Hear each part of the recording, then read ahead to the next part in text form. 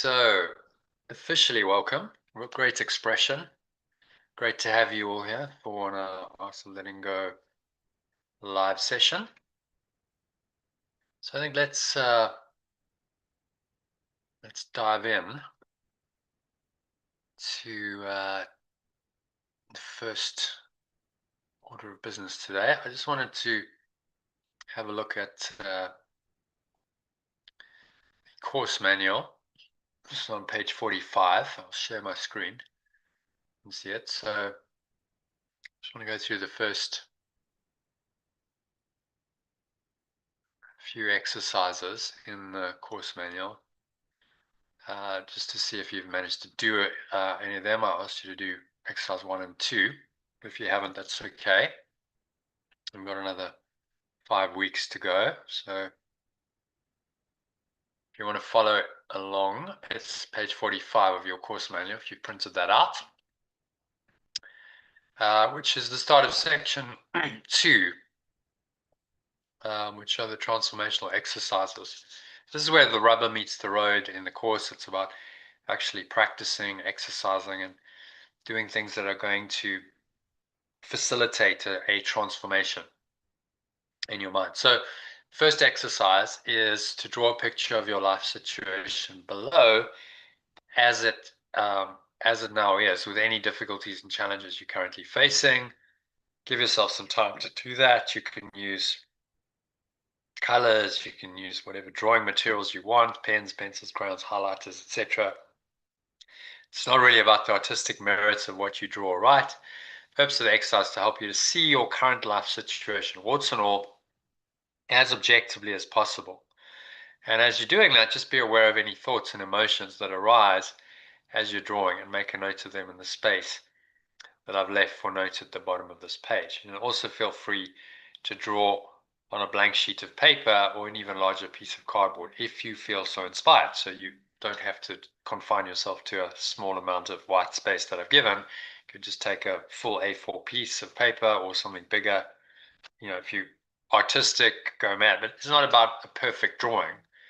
There's no right or wrong way to do this exercise. It's just really about revealing to you where you're currently at. So if it does that, then it's done its job. Once you've done the first part of it, then draw a picture of where you'd like your life situation to be in 5 years' time below. Right? And that contrast between now and what you intended to be will show you generally a gap. And that gap is the gap between your current self-concept and your true self. So you start to see that gap through this exercise, and hopefully start making a choice by seeing it visualized in front of you. Well, which picture do I prefer? Do I want my life to be this, or do I want my life to be something different, something higher, something better? And the question is, how do you get to that? It's not about changing the external. You get to that changed life situation by changing your mind. As the Course says, the sole responsibility of the miracle worker is to accept the atonement or one-ment for himself or herself. So it's about a change of mind that's going to bring about a transformation in your life situation. It's inside out transformation, healing, manifestation, rather than outside in. So then make any comments. Again, I've given limited space for that, but if you want to write more, you can just write more on another piece of paper, or as I recommended, start a journal. Just keep it in a book.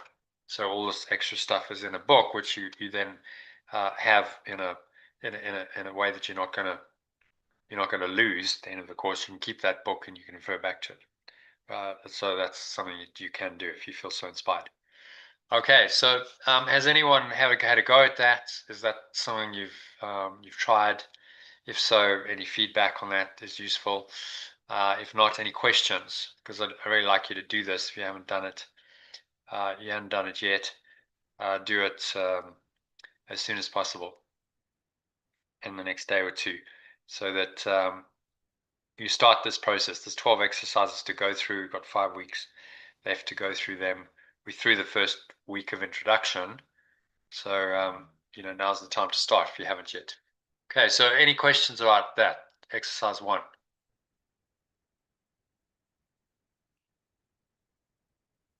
No? All good? Has anyone actually done it? No. Archie, no. Okay. So crack on and get it done. 45, spend half an hour to an hour, I'd say is probably needed in the next 24, 48 hours and do it. The instructions are there. It's really simple. And just give yourself the time and space to do it, and you'll find some interesting things arise. It's really, remember, primarily an exercise for self-awareness. That's the purpose of it. Okay, so moving swiftly on, we're going to go to number 2, which is thinking out the box. Some of you might know this. If you know it, then you already know it. But for others, you won't know this, and don't go online and then try and get the answer and cheat. The idea is to work with this exercise until you have a breakthrough in your thinking, and then the exercise has done its work. So the puzzle is the challenge is to draw 4 straight lines through all 9 dots that you see below without lifting your pen or pencil. And yes, it is possible to do it, but you must think out the box. That's the tip. It's the only tip I'm going to give you. Okay, so think out the box because there is no box. The box is in your mind. And while you're doing the exercise, watch your thoughts and emotions and make a note of them below. So maybe you find yourself getting a bit frustrated, you're beating up on yourself, you're saying you're stupid, you can't get this. Just notice all that, because that's exactly what the exercise is designed to reveal. And eventually, if you persevere with it, you may get it. Some people don't. So I'm not going to give you the answer, but my only tip is think out the box because there is no box. Okay. So a little mind training exercise to start with to show you what this will show you is how you think by default, how you solve problems. And if you find that that's pretty rigid and limited, and that's not a comfortable feeling, welcome that because it's showing you something that you can then correct and transform. But until you see it for what it is, you don't know that is actually the way that you operate. Okay, so any thoughts, comments, or questions on that? Exercise 2, page 46 of your course manual, just so you know. And then exercise 3 is 16 boxes. So along the same lines, also sort of box related exercise. So in this one, maybe we'll just do this now. How many boxes can you see in that square, if you like? How many boxes are there? Anyone like to venture an answer?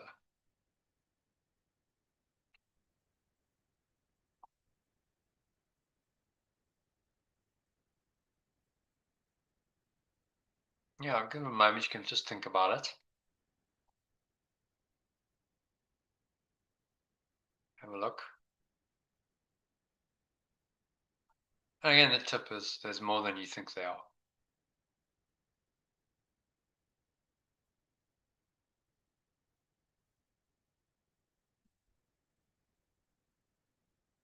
So everyone can see 16 boxes, yeah? That's the obvious. Can you see more than 16 boxes? You can. Okay, that's good. Because, there's an assumption there as to what a box is, right? The box is a rectangle. So there's obviously 16 boxes, but then the whole thing is a box, so there's 17. Then that is a rectangle or a box, and so is that. Can you see my cursor? So is that. And in fact, I think I can actually draw on the screen. Draw, there we go. Let's try that. So there's a box. And that's a box, and those are boxes, and then that's a box, and that's a box, and that's a box, and so on. You get it.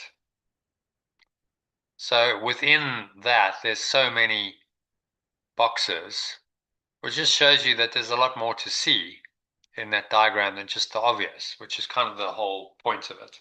I actually once counted them. I spent about half an hour, and I got to 87. Whether that is actually correct or not, I don't know, because I was a bit tired at that point. But the point is not exactly how many boxes there are. The point is that you see a lot more boxes than they actually are on, at first sight, which is kind of how life is.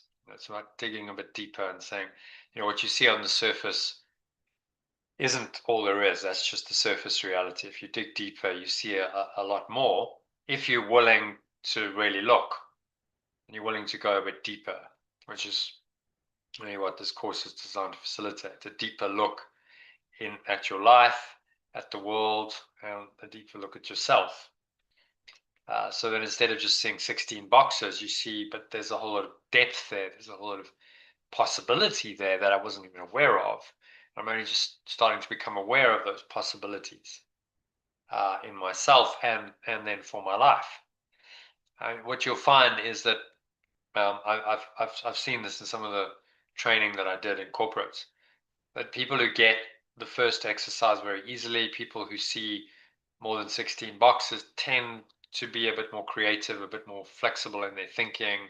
Often they drivers, entrepreneurs, or in a corporate context, more entrepreneurs, and they think a little bit differently, thinking out the box, literally. Out the box thinking is exactly this, which is what the kind of thinking of the Holy Spirit inspires in you. It's not going to promote box-like thinking, because then that's the ego's rules and regulations and rigid thinking that keep you limited into a very tight construct, a thought system that limits you. This takes you beyond that. So do that exercise yourself. Recommend you do it again and see how many boxes you can find. And maybe you do it a few times and you see more each time. You can make a note of that and reflect on it. What was the common theme or pattern that was shown to you? Let's get out of that, because we don't need that anymore. And it's all about, again, the self-reflective exercise, awareness. And then exercise 4 is seeing different perspectives. So I want you to just look at the one on the left, box on the left to start with, which is neck is cube, it's called. And can you see two different perspectives on that box as you look at it? Can everyone see two perspectives? There's a perspective that comes out the page to the left, a box going in with the back wall there, and then that same back wall becomes the top of a like a room that you're looking down on, and that then becomes the base instead of the front. But you can't see both of those two perspectives at the same time. You notice that your mind flicks between them, and just try closing your eyes and blinking, and you might find it switches as you see it. So one moment you see the one perspective, the next you see the other, but you can't actually see both simultaneously. Notice how, if you're blinking quickly, notice how it switches. Quite interesting. So it's the same thing, but you're seeing it in two different ways.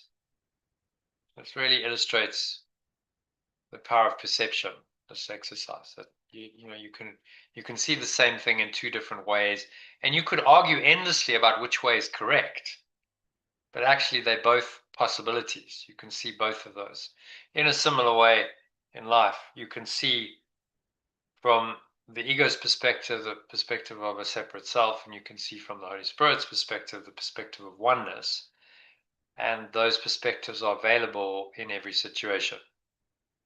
But you can't see both simultaneously. It's one or the other, because those perceptions are opposite.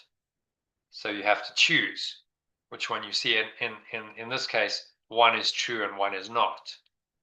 In this case, well, you could say both are true, both are possibilities. Both are possibilities for possible thought systems, but the one is true and the one is not. And so the choice we have to make then is, well, will I choose the one that's true and then renounce or relinquish the one that's not, which is where the letting go comes in. In order to choose the one, you have to renounce the other. That's really the lesson. You have to let go of the other. In the moment, you cannot see both. So by seeing one, you deny the other's existence. And I think that's really the lesson in Necker's Cube. You can't see both perspectives simultaneously. But notice how you can switch between them almost instantly. And so that's also a learning there, because that's how our minds work. We can switch between the ego's and the Holy Spirit's perspective quite easily, especially when we start. Just like, flick, and then suddenly you're in separation and you were quite peaceful and calm, and suddenly you can switch out of that. Notice how quickly and rapidly you can switch. And because then you can switch it back. So, okay, well, I just switched into the ego, but I can switch it back, and it's just really I'm a thought away and a breath away from switching back. You're never very far from seeing the other perspective, because it's always available.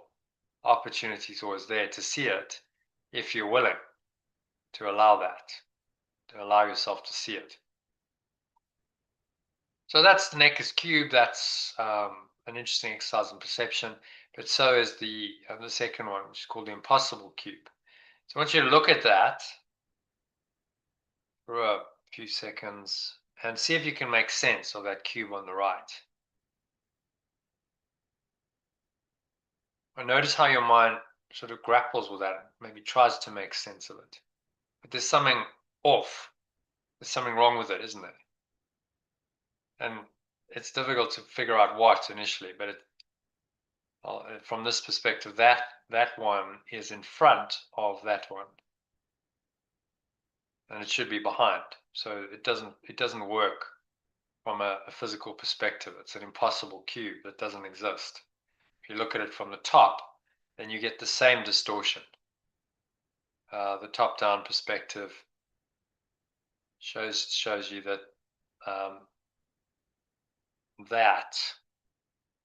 that should be in front. This one should be in front of that one, but it's not. It doesn't work. And the interesting thing with this is the more you look at it, the more confused you get. So just take a minute to look at it and go, like, try and figure it out. And your mind's trying to grasp this and figure it out, make sense of it. And in the end, the only lesson is that it doesn't make sense. It just doesn't work. Again, spiritually, there's a lesson there, because we can look at an impossible thought system, which is the ego's thought system based on separation, which is untrue. And we can try and figure it out, and we can try to make it make sense. And we can try and connect the dots in it, and we just never will. It's like the impossible cube. It just is impossible. So the lesson in the second one is to simply discard that. Say, this is impossible. So it's not actually valid. It's not anything. It's just, a convoluted distortion of what is true. And so I just need to let that go, blank and erase it, so that impossibility just ceases to exist anymore in my mind. And that this is what forgiveness does, or letting go does. It systematically and progressively erases this impossible idea of separation and the construct that the mind has created, which we call the universe and this world, based on that impossible idea. It erases all of it and restores your mind back to simple truth, which is unity, which would then be symbolized in this by Necker's Cube, which does work, except that in simple truth and unity, in the ultimate absolute reality of it, there aren't two perspectives. It's a non-dual awareness. So non-dual means not two. There aren't two perspectives. You collapse all of that into oneness. So now look at the blank space that surrounds it, that in fact underlies everything on this page and in the document. If you look at that blank space, there's nothing to interpret, there's nothing to perceive. there aren't two different perspectives on blank space. It just is. So notice that if you look at what's to the left or the right of the cubes and you just look at the blank space, notice how simple that is compared with the complexity of these diagrams. It's very simple. It's very straightforward. There's nothing really to know or interpret other than just to be aware of what it is. It's just blank, empty, open, spacious awareness, which again, this exercise is pointing you to. So beyond the complexity of the world of duality, which leads to perception, which has all this falsity in it and all this impossibility, lies just a pure awareness, pure white space, pure formless awareness. We call it pure formless awareness of perfect love, which is perfect, whole, and complete, and doesn't need perception, and it doesn't need you to now have to figure out an impossible cube and get into convoluted distortions. All of that just collapses in this pure awareness. It's symbolized by the blank space on the page. So amazing what you can learn from a simple exercise like this. I think those are some very profound insights about the world, hopefully about yourself. You start to see more of yourself through all these exercises, so they reveal yourself, which is the whole point. As you do the exercises, you reveal much more of yourself. Okay, so yeah, any comments, questions on that? Again, encourage you, if you want to make some notes, you can go and write down what your experience was. And once you write it down, you become more aware of those thoughts and feelings. And awareness then is the first step in letting them go, transforming them if they're negative. All right. So yeah, any thoughts, comments, or questions about first 4 exercises? Exercise 5, just to look ahead, we're going to do this in a couple of weeks' time. Naming Your Ego's Game. It's a group session, so it'll be Sunday, 2 weeks. It's probably the most difficult, but also the most powerful exercise you'll ever do, where you get to really see your ego, and other people help you to do that. So it becomes quite personal. We won't record that, but really, really powerful stuff. That then helps you to see and name your ego, and once you've named it, you can flip it around, which then becomes a subject of further exercises. So this is the kickoff of the really deep transformation work we do in this course. So don't miss Sunday, 2 weeks, but we've still got a bit to go before we do that. So just giving you a little preview. Okay, so yeah, any thoughts, comments, questions on any of that, on the exercises? No? I'd recommend you do these in the next week. Give yourself this. You might not get straight away, but just give it a go every day until you crack it, and don't cheat by looking it up online or something. Just try it until you get it, and do exercise 1. Exercise 3 you've kind of done, and exercise 4 you've kind of done as well. You might want to spend a bit more time and write, but really those 2 exercises are your homework. Exercise 1, exercise 2 in the next ideally couple of days. And that might be ongoing. If you don't get it straight away, you might need to just persevere with it and spend some time on it every day, and just make it like your Zen koan. If it's difficult, just practice with it and watch your thoughts and emotions. Make a note of them as in each session. Okay. So I think let's move swiftly on then to go back into the 12 pathways. It's a 10-step letting go process. We'll cover that at some point in the course. 12 pathways is here. Okay, so just to summarize, we did this the other day. 12 pathways to higher awareness. First 3 were freeing myself. So I'm going to ask three of you just to read one at a time. We'll have a quick discussion about it. We're not going to do those again because we did them. So I recommend you go in and you read the pathways and the commentary on them. Very simple but very profound principles which we can learn from, which really are just saying the same thing as the Course, every other great teaching. They're just framing it in quite a helpful way. Starting with first pathway of freeing yourself from security, sensation, and power addictions, leading into self-discovery of how those addictions create an illusory version of yourself and the world that you perceive, and then finally welcoming the opportunity that this offers you to become aware of the addictions that you must reprogram. So let's just read those, just to summarize. So Archie, if you can read number 1, first pathway, just what's in the bold, and then summarize in your own words. Just give people a sort of 30-second, 1-minute summary based on your understanding of that, because we went through it a couple of days ago, didn't we? You muted, just so you know.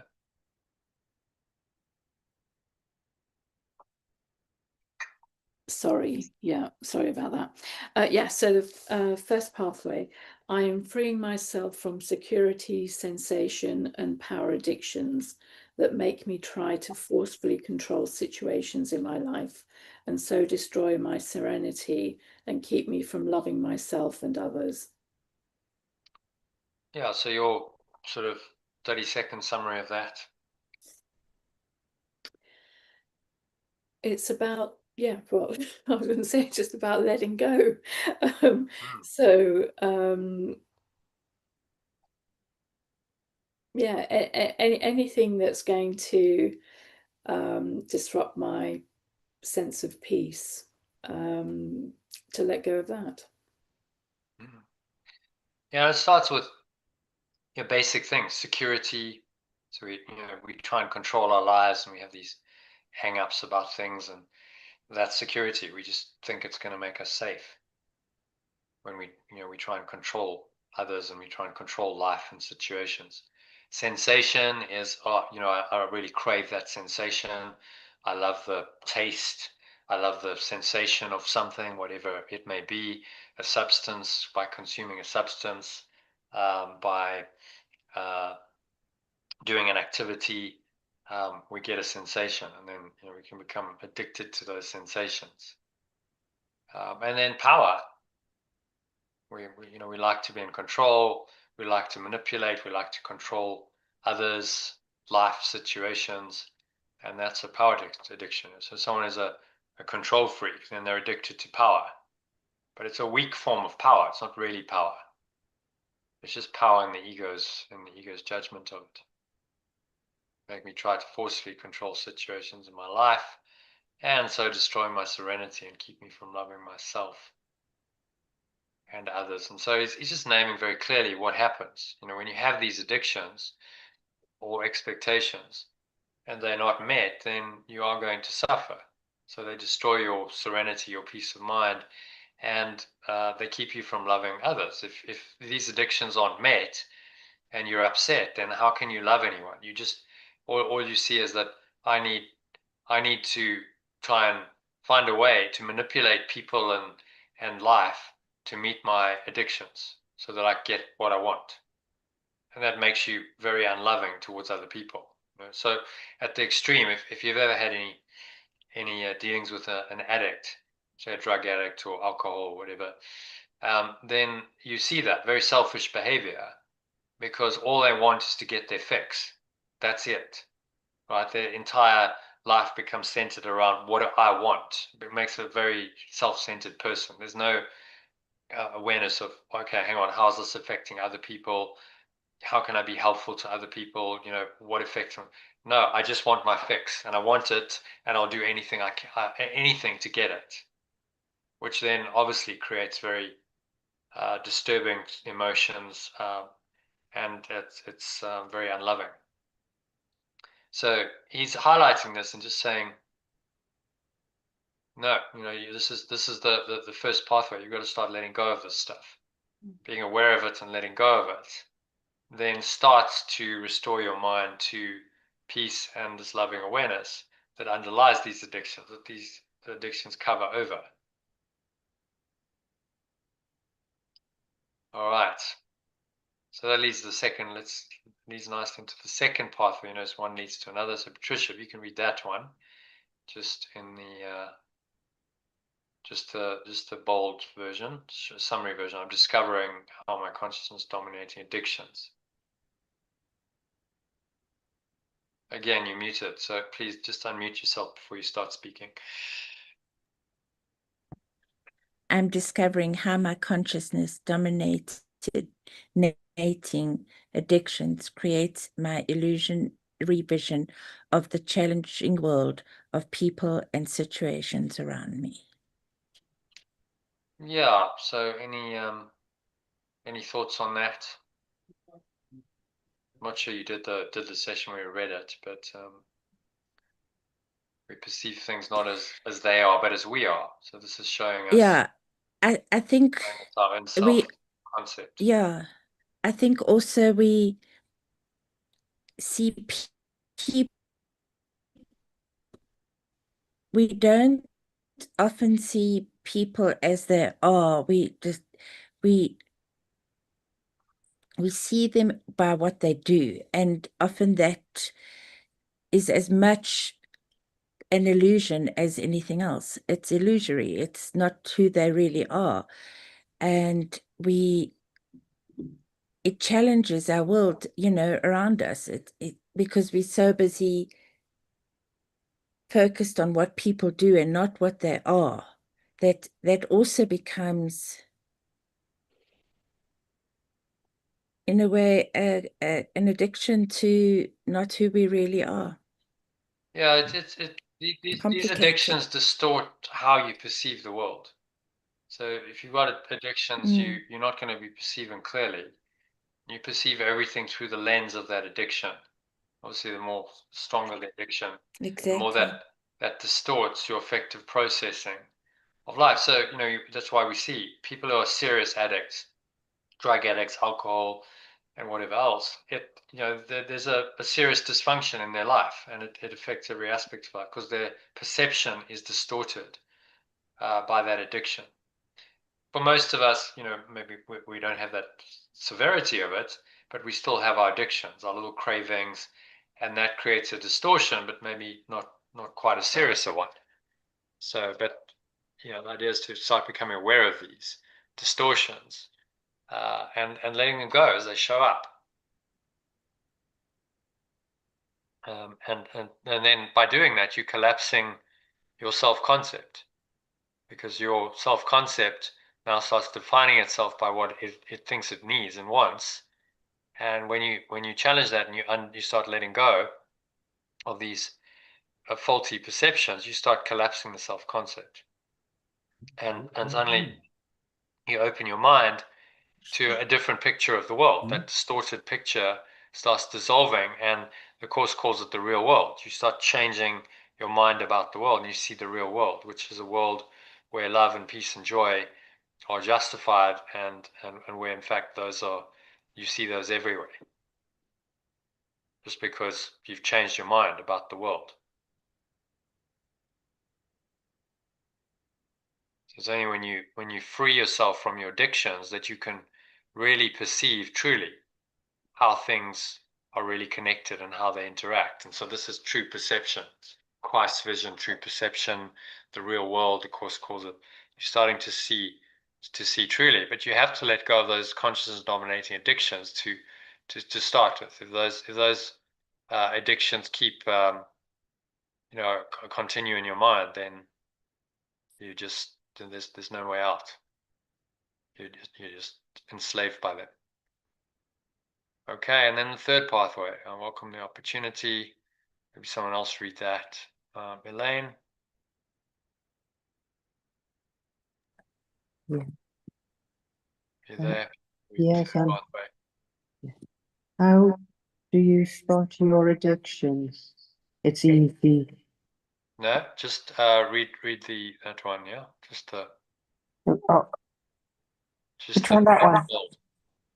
Just what's in bold, what I've highlighted there. Yeah, 2 sentences.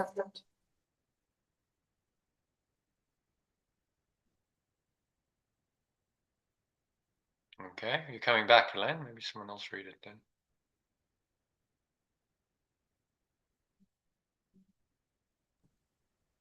Yeah. Elaine, Mhm. can you read? I welcome the Yes. opportunity. Yes. Yeah. I welcome the opportunity, even if painful, and my moment-by-moment experience offers me to become aware of the addictions I must reprogram to be liberated from my robot-like emotional patterns. Yeah, so thoughts on that? I think you actually did this session when we were. Yes, I have. So just give a quick summary of that. What's he saying in that one? But just being in the moment and just recognizing the programming and realize how liberating it is to come away from these emotional patterns, these robotic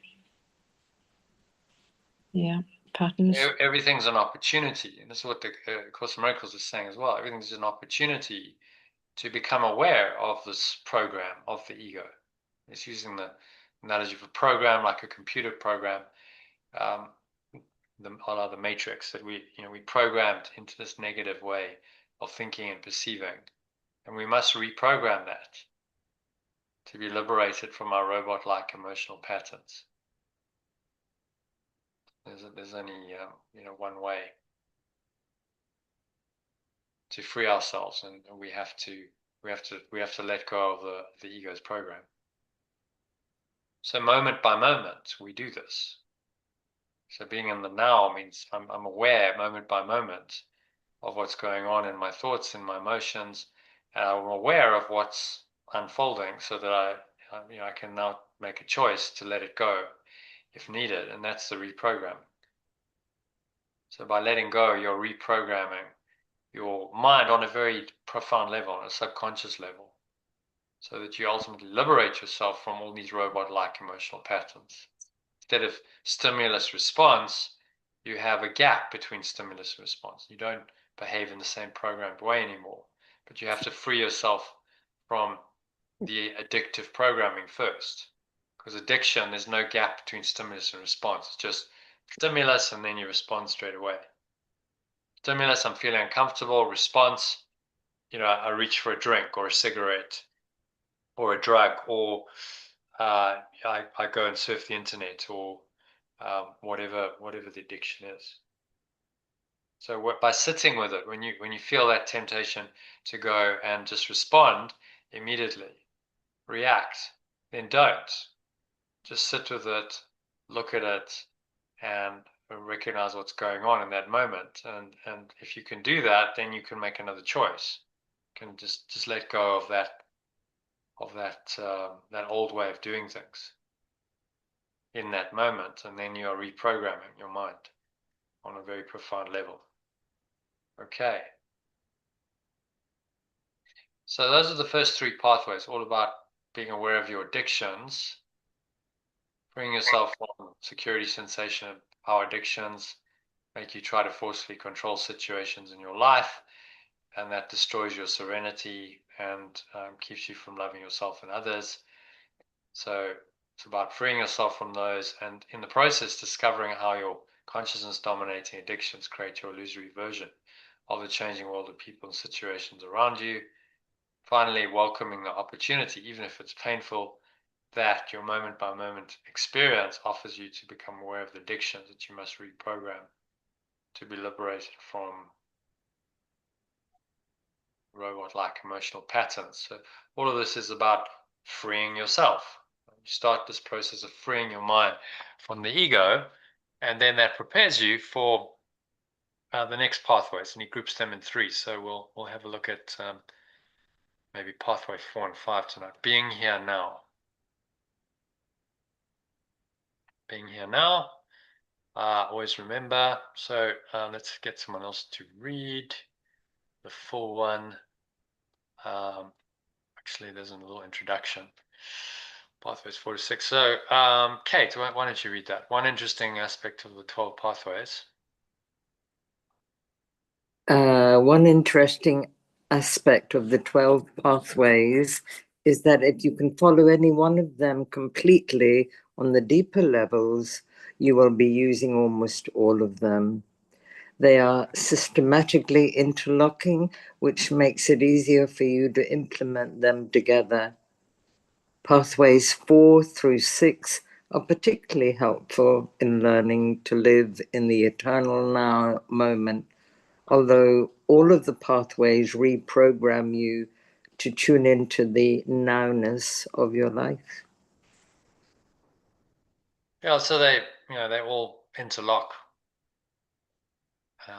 It's all an interconnected system. But these particular ones are about going into the now and realizing that the only time you can transform anything is now. Don't do it in the past or the future. You can only make a different choice now. So it's very important that you bring your mind into the now in order to do any kind of letting go, transformation, because you can't let go of anything if you're not present and your attention isn't here and now. Okay, and then the fourth pathway. So let's ask someone else to share maybe. Dawn, you haven't shared. Dawn, are you there? Let's ask Dawn if she can contribute. Dawn, come back? No. So who's Dawn's buddy? Archie, maybe you want to just message her and say like what's happening, because she's here on the session, but she's not interacting. So I don't know what's going on. So fourth pathway. Okay, maybe just read the rest of it. So always remember that well, the first one, first paragraph. Always remember that I have everything I need to enjoy my here and now. Unless I'm letting my consciousness be dominated by demands and expectations based on the dead past or the imagined future. Yeah, so this now brings in the idea of time. Time is dead, doesn't really exist, or future is imaginary. And actually, we have everything we need to enjoy here and now, unless we let our consciousness be dominated by the demands and expectations based on the dead past or the imagined future.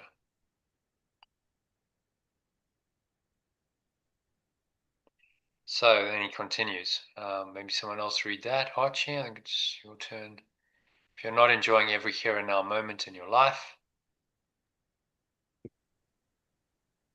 Yeah. So if you're not enjoying every here and now moment in your life, it is because your addictions, otherwise known as desires, attachments, demands, expectations, emotional programming, or models of how life should treat you, are making you dwell in the dead past or the imagined future.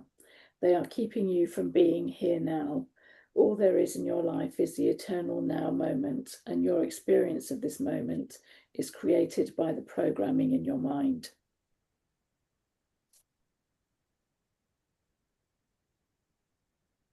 Okay, so thoughts on that? What's he saying? Yeah, so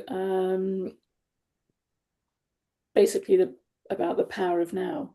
So if you're not happy, if you're not content, it's because you're either in the past or in the future.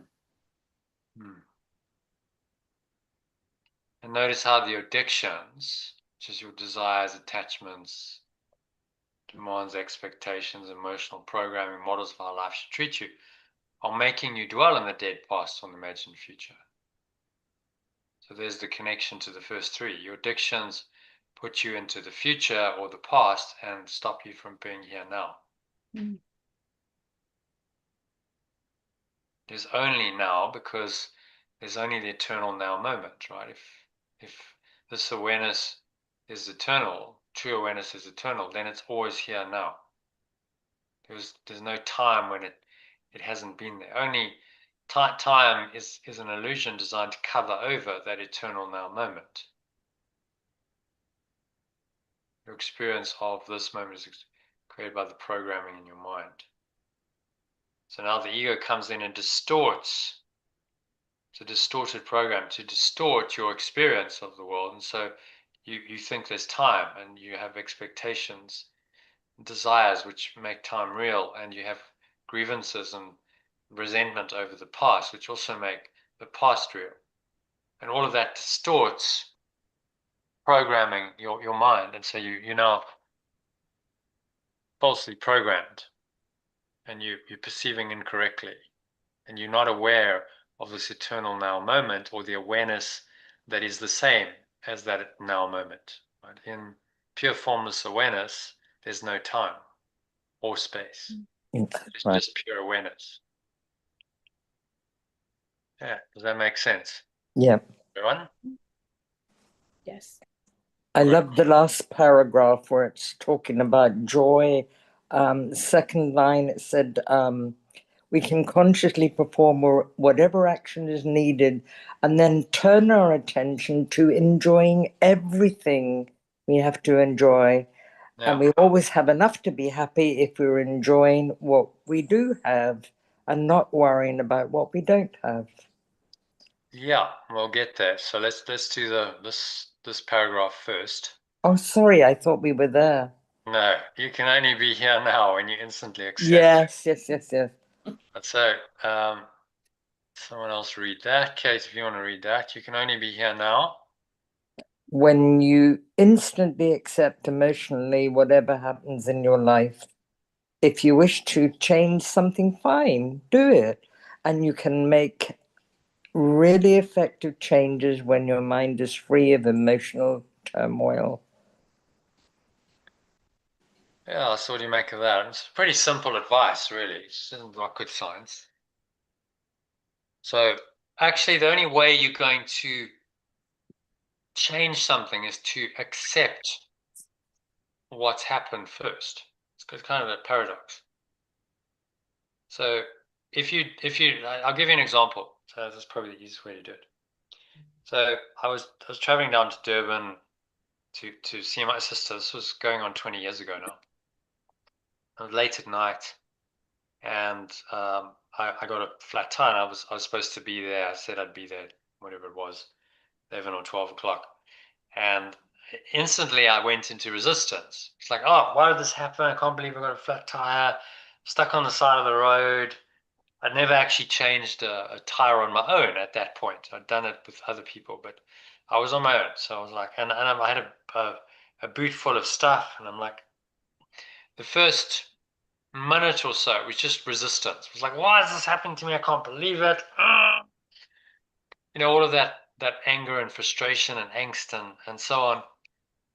And then when I actually accepted it, I went, okay, you know, this isn't getting you anywhere, Jono. It is what it is.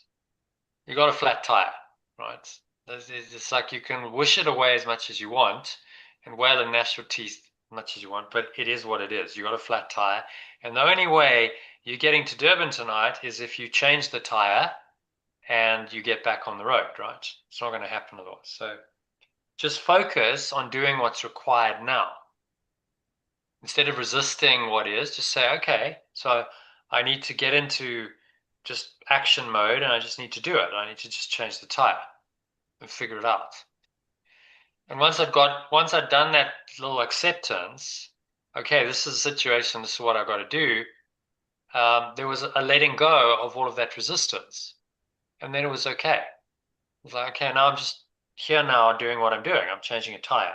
Okay, so there's a process to that. I've got to get the tire out, unpack the boot, tire out, jack the car up, you know, and I'm just in the moment and I'm doing each little step of the process moment by moment. And I got in that kind of zone and I did it in, I don't know, 20, 25 minutes, got on the road and I actually felt really empowered by the whole experience. At the end of it, I was like, I'm actually quite glad that happened, because it showed me that I can actually cope with that, and fear of changing a tire is gone because I know I can do it. And it was also, you know, a profound letting go experience, because I let go of all the resistance, accepted what is, and then I was able to do something about it. I was able to make an effective change, literally change the tire in that instance. So there's an example, simple example, you know, but that's how the principle works. Like when we actually accept it, then we can do something about it. If we're in resistance to it, then all we're going is, why is this happening to me? You know, why am I so unlucky? Why is life so unfair to me? Well, there's nothing constructive that can come from that resistant mindset. So that process of aversion is another part of craving. You are then craving or desiring that the world be in some way different from what it is. And that's what we call resistance or aversion, which just creates suffering, because it is what it is. You can't change, you know, the form of it, until you accept, okay, this is where it's at, and I'm just gonna let go of my negative thoughts and emotions about it.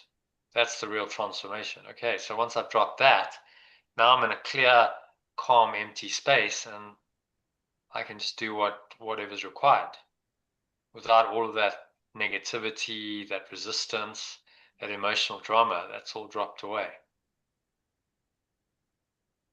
Okay, and then just the last one. So, Kate, you might as well read that because you read it originally and you liked it. So, I did. I loved it.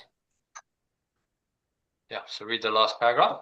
We can always find things we can magnify to threaten our security, sensation, and power addictions, or we can consciously perform whatever action is needed and then turn our attention to enjoying everything we have to enjoy. And we always have enough to be happy if we're enjoying what we do have and not worrying about what we don't have. It's in the past, it's gone. Yeah. So, yeah, any thoughts on that? Comments?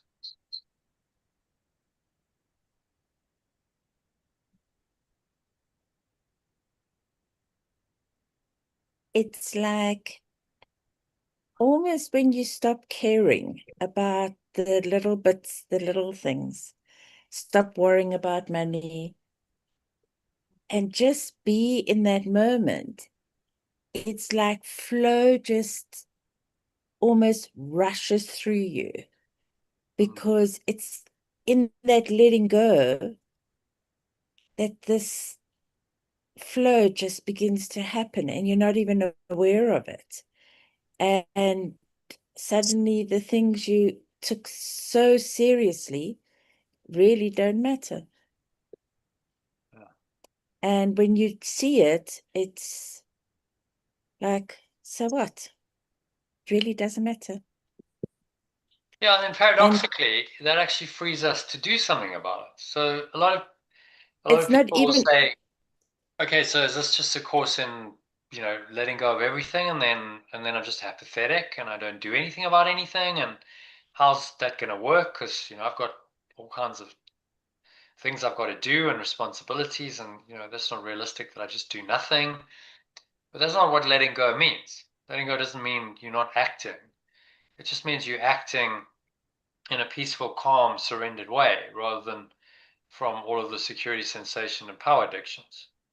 So you act and you respond, but in a way that is, you know, guided, in a way that's happy, that's flowing, that promotes, you know, love and peace and joy, rather than fear and anger and hatred and attack and so on. So the Holy Spirit is saying, I will show you how to live your life and how to do whatever you need to do, but now inspired by truth and in a way that's letting go of the ego rather than perpetuating the ego. And so it replaces the ego's thought system. And miracles just show up. Oh. That's the flow. That's the miracles of flow or synchronicity. Things just start happening in that state of mind that are helpful, beneficial. And you go, how's this happening? I don't really know. I don't really understand, other than that something's changing inside of me, and then that's showing up in my external world. And, you know, you can't help but notice that. As you start awakening, you notice these things, and, you know, the external changes are just confirmation that a profound internal change is happening for you. So you don't have to force that, just have to keep practicing letting go moment by moment. And then, as he says, if we're enjoying what we do have, not worrying about what we don't have, there's no problem. There'd be no desire then, right? If we're just grateful, we're in joy, and we're grateful for what we have right now, whatever is presenting itself, whatever experience, whatever is going on. We go, I'm just grateful for this. Then we're not worrying about what we don't have.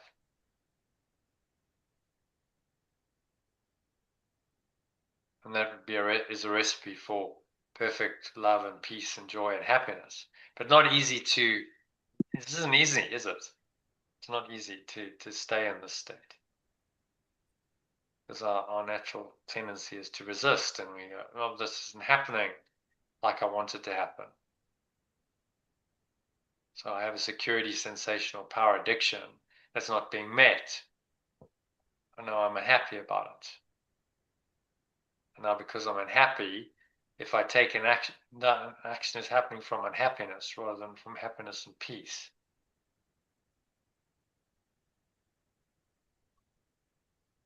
And then unhappiness then manifests in certain ways in our life that become very limiting, very constricting. So this touches on the idea of gratitude, doesn't it? To be grateful for what you have now is such a powerful practice, even if it's tough, even if it's difficult. It's okay, well then this is exactly what I need right now to learn. So thank you for showing me this shadow of my ego and helping me to let it go, release it. So I'm grateful for it. I'm not resisting it. I'm welcoming it. I'm accepting it in. And that's how you change it.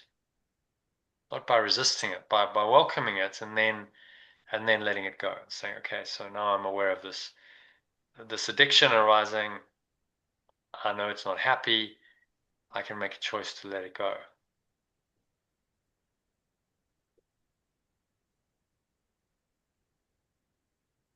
Okay, so all good. Happy with fourth pathway. Should we go on to the fifth one? Take full responsibility here and now for everything I experience. So let's read that. Who hasn't read for a while? Patricia, maybe you read that. Take full responsibility here and now. I take full responsibility here and now for everything I experience, for it is my own programming that creates my actions and also influence the reactions of people around me. Yeah, it's quite a big one, this lesson. So take full responsibility for everything I experience. And most people are blaming other people, the world, and saying, it's not my fault. Someone else has done this to me. Rather than saying, but this is just showing me my own program. If someone's been horrible to me, nasty, unkind, abusive, or some calamities happened, I've been scammed, I've lost all my money, someone's died, so on and so on. Accidents happen. This is all just because of my own programming. I can't really blame anyone else. Probably one of the hardest lessons to learn, but also the most powerful one. Say, like, I did this. Whatever someone has done to me, I did it to myself. Because they are a projection of my own ego mind. That's very hard. It's impossible for the ego to accept that. The ego doesn't want to accept that. The ego has to blame. And most people struggle with this kind of teaching because of that reason. They don't want to accept that responsibility. 100% full responsibility for their life. They want someone or something to blame. Which is why this isn't an easy path. It's why it's not for the masses. Most people aren't ready for that level of radical responsibility. But here's the thing: when you take that kind of responsibility, you can free yourself. Say, okay, so I'm responsible, it's my own thoughts and emotions that are creating all of this, then I can change it. I'm empowered to change it because I can change my mind about it, and then everything starts to change. But if you're not responsible and you're the victim of the world, then you cannot change it. So it's very disempowering, which is why the ego wants to keep you as the victim of the world. Then there's no way out. There's no possible change. Does that make sense? Yeah. So it's a massive, very, very simple idea, but that idea is behind every authentic spiritual path, process of transformation, is the idea that you take responsibility, and by taking that responsibility, you empower yourself to make change because you're responsible. So you can change your mind, therefore you can change your life. If you're a victim, then you can't do that. All right, so next one, another 3 paragraphs. Whenever you feel unhappy, who wants to read that one? I think maybe Elaine, would you like to read next paragraph? Whenever you feel unhappy.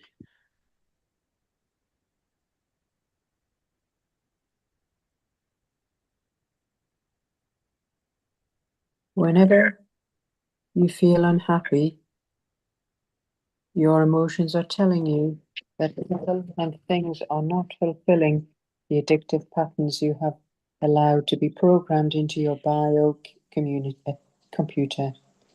But you usually do not talk to yourself in this realistic way. Instead, you blame your unhappiness on somebody or something outside of you.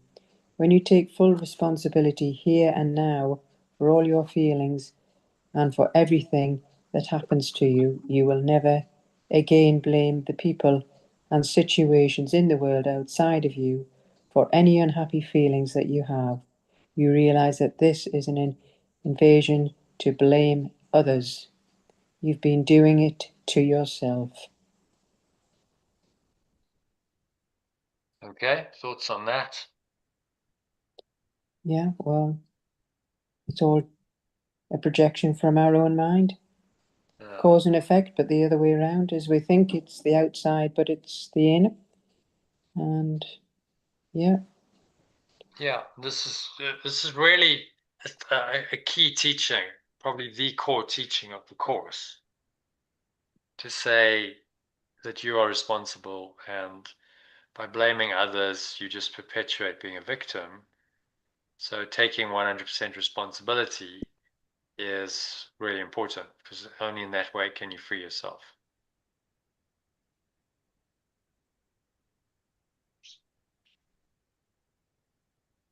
All right, so next one. Someone else read. Stop being a mechanical robot-like person. Maybe Archie. You can read that one. Yeah, Kindly. you can stop being a mechanical robot-like person who views themselves as pushed around by the world, i.e. a victim. When you realize that only you can oppress or hurt yourself, you begin to see the connection between your emotional programming and your suffering. You start doing something about it, which means reprogramming your mind. Wait half an hour. Okay, so any thoughts on that? Yeah, it's only when you stop seeing yourself as as being influenced by the outside world that you can then see that is what the cause of your suffering is. And once you have that realization, you can then start, doing something about it. Yeah. So you see how it's all connected. You start off with freeing yourself from your addictions, and then you start realizing, well, I'm not enslaved by these. I have a choice here. I'm not a victim of the world. I've created everything myself. But because I've made it all up, I can change it. So responsibility is hard because we don't want to look in the mirror and go, yeah, my life is a mess because of me. But once you do, you give yourself enormous power to change it. Mm. Why wouldn't you do that? And letting go of the victim program offers you huge power, enormous power. So why do we cling to being a victim then? When it's so disempowering, so weak, so innovating? Because it gives us an identity. See? So that victim then becomes the identity that we cling on to, that the ego says, well, that's you. And it may not be very nice, but at least it's an identity. At least you're something.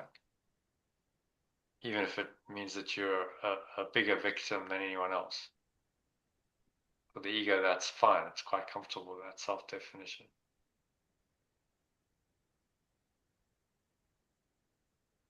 All right. And then the last one, your mind creates your reality. Let's have someone else read that.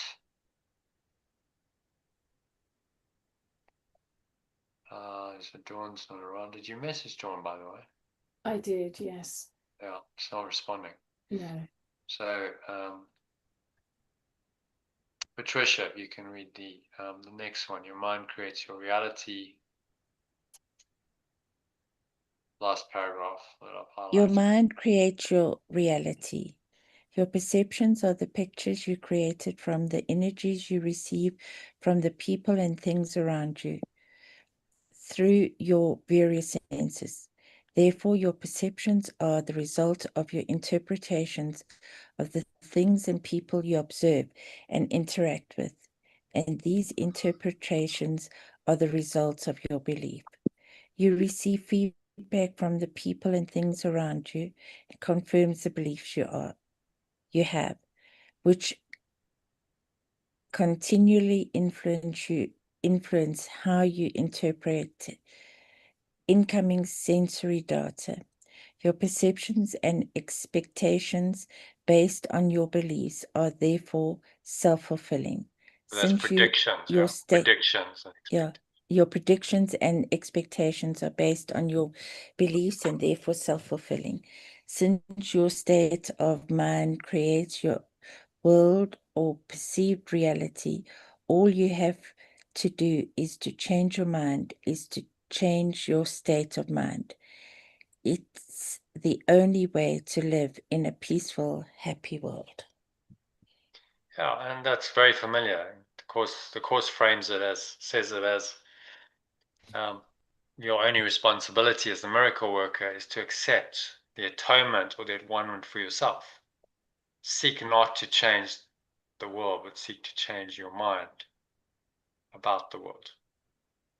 Same principle. It's exactly what he's saying. You can't ever get anything to work if you try and change the world, but you can make a real impact if you change your mind about the world. So you change your mind, you change your state of mind, and then lo and behold, often the world changes and it mirrors that.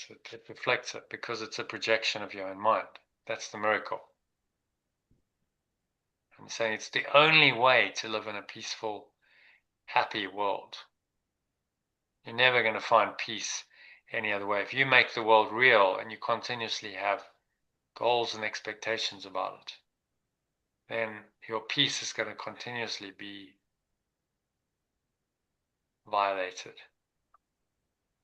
And you will just be a victim of the world, a slave to the ego. Yeah, sorry, question? Is that Kate? Kate, do you have a question? Not on this one, no, but I love reviewing the concept. Yeah, so the interesting thing is this is really saying the same as the Course in Miracles, but it's not from that same tradition. This is created by a guy called Ken Kaiser, a spiritual teacher in the 70s. Wrote a book called Living Love, and then this was part of that book. So coming from he was clearly drawing on probably Eastern spirituality and wisdom, Buddhism, and so on, but just framing it in quite a helpful way for a modern audience, but it's really saying the same thing as all the great teachers and teachings will say, including A Course in Miracles. Okay, so 6.1, may as well push on, just finish this. 6 pathways: accept myself completely here and now, and consciously experience everything I feel, think, say, and do, including my emotion-backed addictions, as a necessary part of my growth into higher awareness. So this is an acceptance of everything is perfect in its imperfection. It's a necessary part of our journey. It's necessary lessons. It's part of my growth into higher awareness. So why do I resist anything then? So this gets rid of the aversion to life. So like, oh, this shouldn't be happening idea.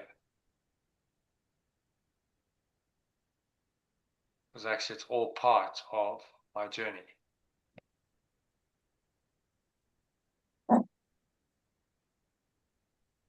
Okay.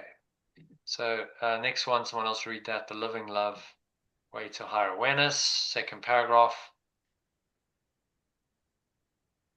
Shall I read that? Yeah, no problem.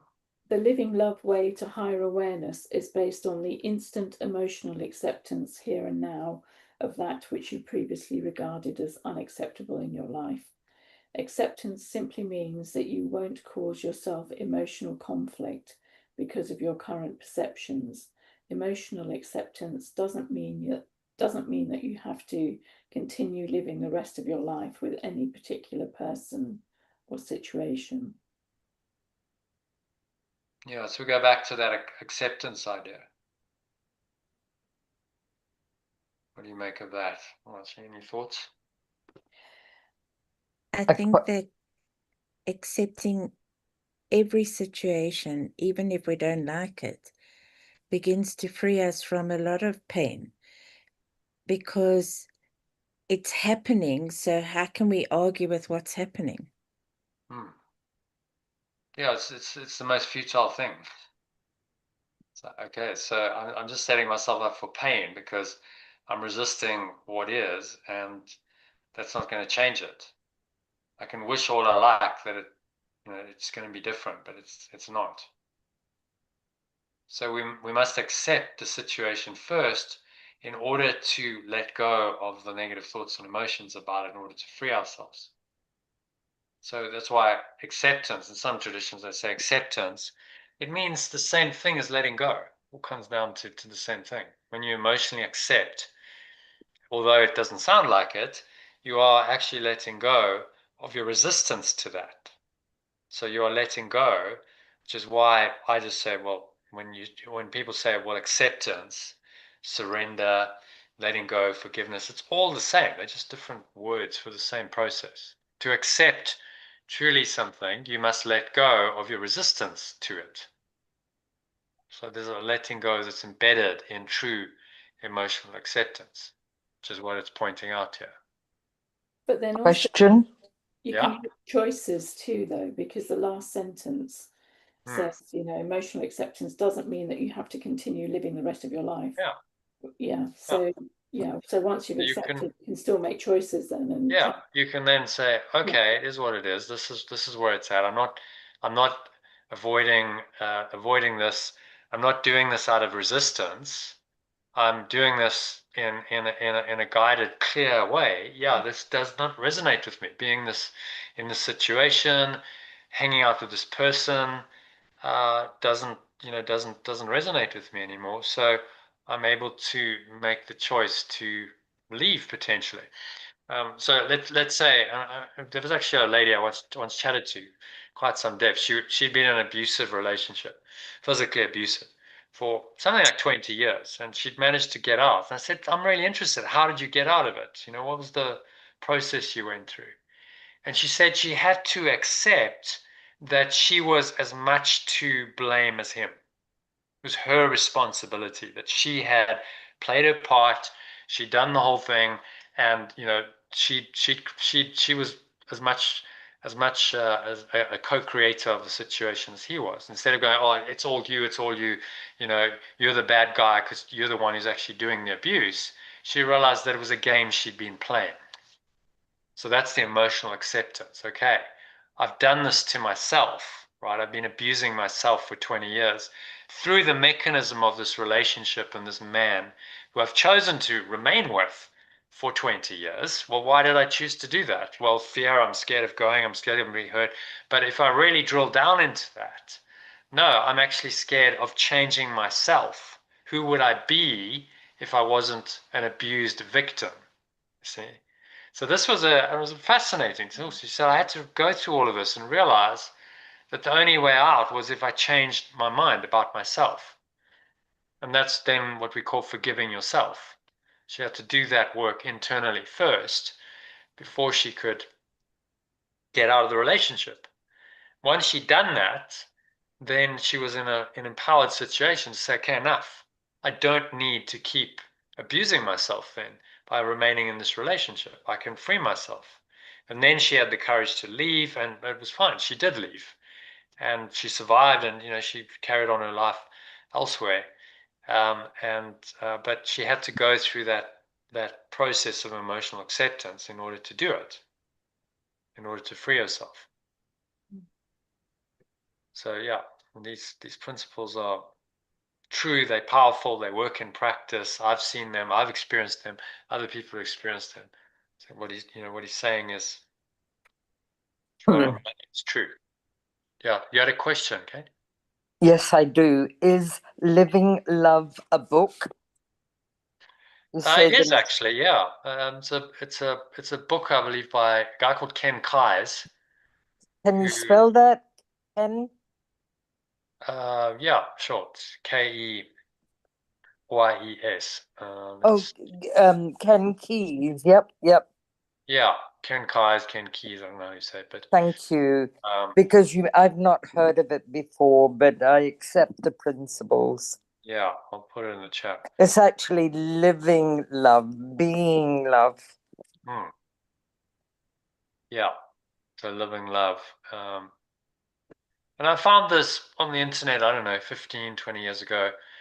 And when he died, he didn't really have a successor. There wasn't anyone that took this teaching and said, okay, I'll take it forward and put it into some kind of format or course and copyright it. And so just kind of saying, well, this is sort of freely available. No one's claimed this.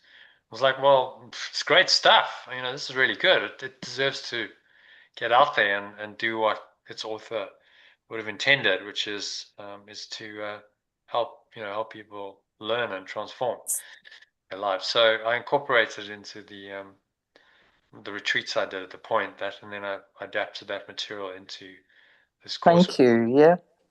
Yeah, it's good stuff. It's really, really powerful stuff, and it's another take on it. If you just live these 12 pathways, you would be on a path to awakening or enlightenment. There's no doubt. So I like the methodology. Yeah, it makes sense. It's logical, and he's sort of built on it. So you start off with freeing yourself, and then that takes you into being here now and starting to really look at the ego. This is the victim identity of the ego that you're really looking at and unpacking and letting go, freeing yourself from it. All right, then, Kate, if you can read the next paragraph. And ultimately, to grow in the living love way. You do not have to drill yourself and criticize yourself with military precision. Just experience everything in an accepting, relaxed, and aware way. And realize every one of your experiences is perfect for you here and now growth into higher awareness.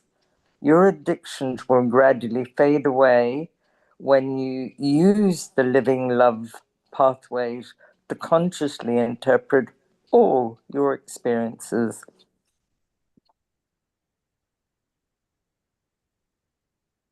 Yeah, great. And then the last little bit, don't try to push or force the flow of life, but rather consciously experience this flow from the vantage point of the 12 pathways.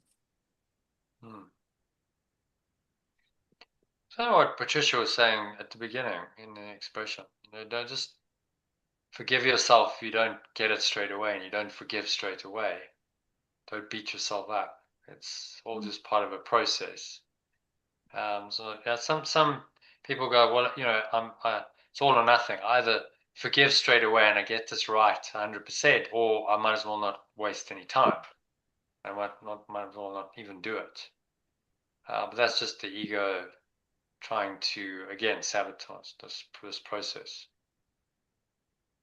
You realize it's a process. It's not an easy process, and you do your best. If it takes you 3 days to let go of something, then so be it. At least you let go of it. It was obviously you had to work through stuff for 3 days before you were willing and ready to let go of it. So you experience everything in an accepting, relaxed, and aware way. Realize that every one of your experiences is perfect for your here and now growth into higher awareness. So yeah, this acceptance, it's all perfect in its imperfection. I don't need to be upset about anything. I don't need to resist anything. It's all just here for my learning. And when you do that, your addictions fade away gradually, and you start awakening by using this methodology, which is really just got letting go at its foundation. Living love pathways. These are just different ways that letting go expresses in your mind and in your life. And so you can get into this lovely flow of life where everything's experienced from this vantage point, a set perspective of the 12 pathways. You can see things more clearly. You can stay connected to your source no matter what. And life becomes a miracle. It becomes very happy, joyful, flowing. Even if you're going through apparently difficult experiences, you can find that surrendered, happy, flowing state, irrespective. Which is then when you realize it's always there, even in the difficulty. So, okay. So let's just go back. Let's just summarize the pathways.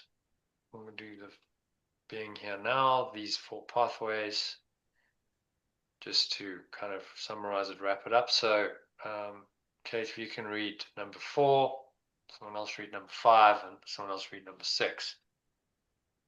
I always remember that I have everything I need to enjoy my here and now, unless I'm letting my consciousness be dominated by demands and expectations based on the dead past or the imagined future. Yeah. Makes a lot of sense, doesn't it? So everything's here now. You can enjoy anything as long as you're not in the addictive programming of the ego. And number 2, maybe Elaine read that.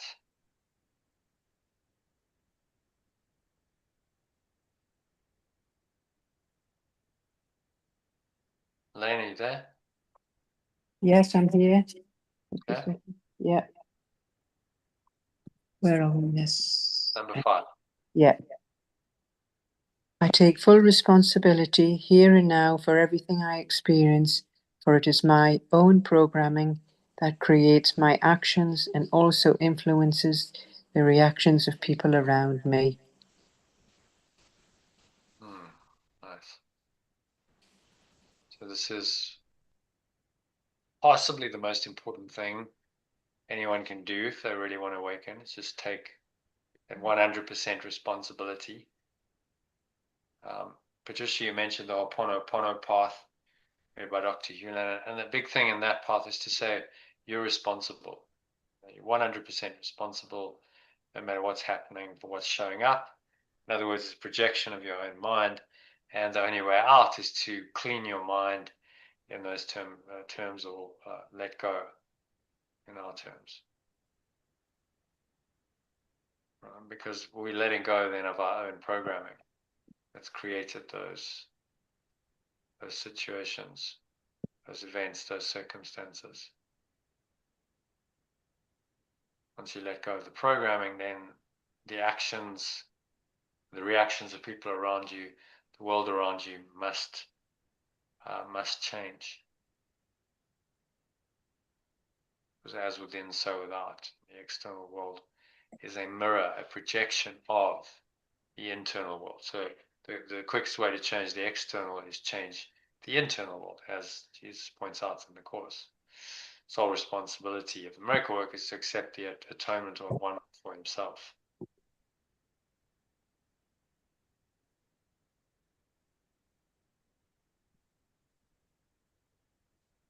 Okay, so, and then number 6, someone else read that.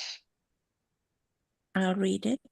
Okay, Tisha. I accept myself completely here and now and consciously experience everything I feel, think, say, and do, including my emotion-backed addictions, as a necessary part of my growth into higher awareness. So why don't we, I'll tell you what we do. We'll just do this as a little affirmation. I'm going to guide you through a 2-minute process just to repeat these as an affirmation. It's going to be really powerful. Okay, so let's just do that. So just getting yourself comfortable, sort of meditative posture. Try and sit upright. Close your eyes.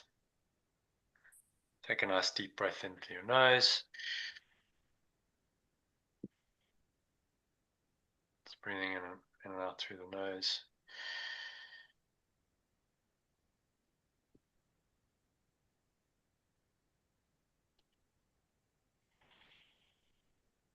And just repeat after me. So as you breathe in, listen, and then as you exhale, just say the words. I'll say just a few words at a time. So breathing in, say, I always remember.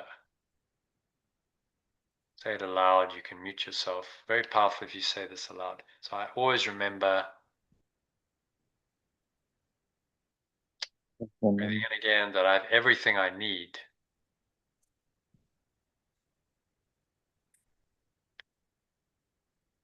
Breathe in again to enjoy my here and now. Breathe in again. Unless I'm letting my consciousness be dominated. Repeat those words. Breathe in again. By demands and expectations based on the dead past or the imagined future. Demands and expectations based on the dead past and imagined future. Let that sit for a few moments. You've stated it, you've made it your intention, right? You're always going to remember this. You have everything you need to enjoy here and now.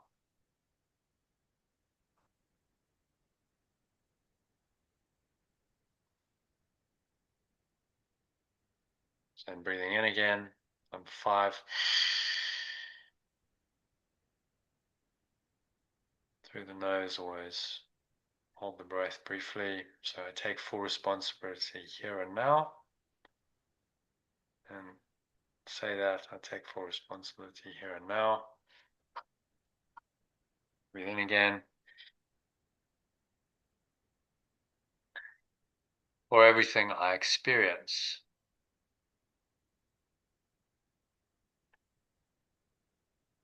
Or is my own programming.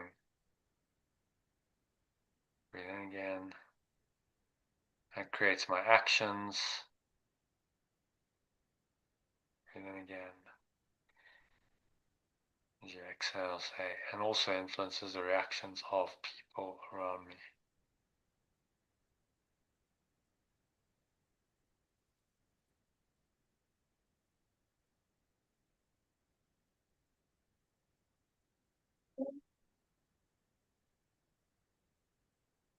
It's my own program and creates my actions and also influences reactions of people around me.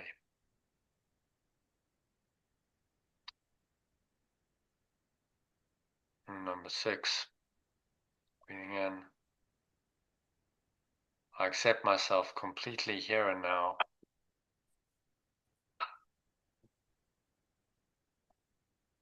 Breathe in again. And consciously experience everything I feel, think, say, and do. Repeat those words with meaning, with intent.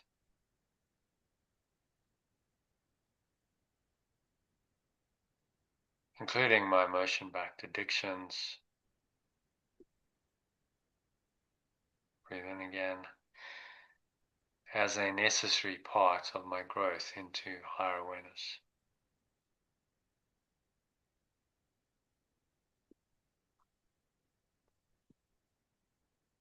Necessary part of my growth into higher awareness. So I'm accepting all of this. Whatever's happened is perfect in its imperfection.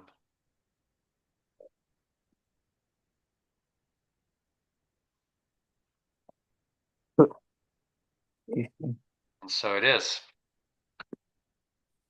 Amen. Amen. Okay, so any comments, thoughts, questions on any of that? We're going to carry on in the week with 7, 8, 9, 10, 11, 12. We'll look at those during the course of the coming week. Try and do 1 or 2 a day. Those are the first 6, which are really powerful if you actually just really focused on living those.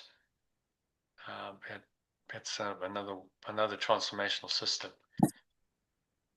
All right, so what I wanted to do was a bit of the text, but it's getting quite late. So I think what I'm maybe just going to do is share the summary with you. So this is section 7 of chapter 1 of Course in Miracles text called Distortions of Miracle Impulses, translated into alternative language, Distortions of Corrective Impulses.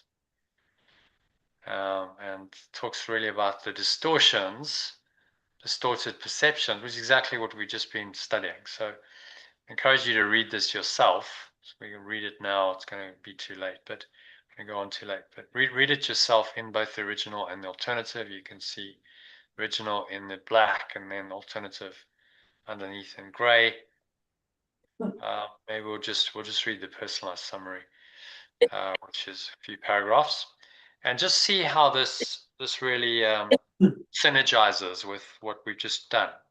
So it's a different teaching coming from a different book, different tradition, and yet it's really saying pretty much exactly what has just been said in the living love system, just stated differently. Okay, so the summary, let's again just read. We've got 3 paragraphs and then a key message to read. Won't take too long. Summary of this is that physical impulses are misdirected miracle impulses. Who wants to read that?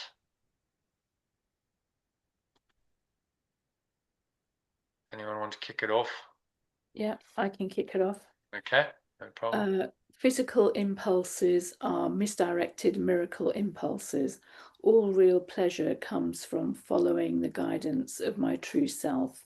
But when I deny my true self, it results in illusions, while correction of the denial releases me from them. Yeah, so quite interesting. What do you make of that, Marchi? Any thoughts on that? Yeah, I'm just trying to take it in still.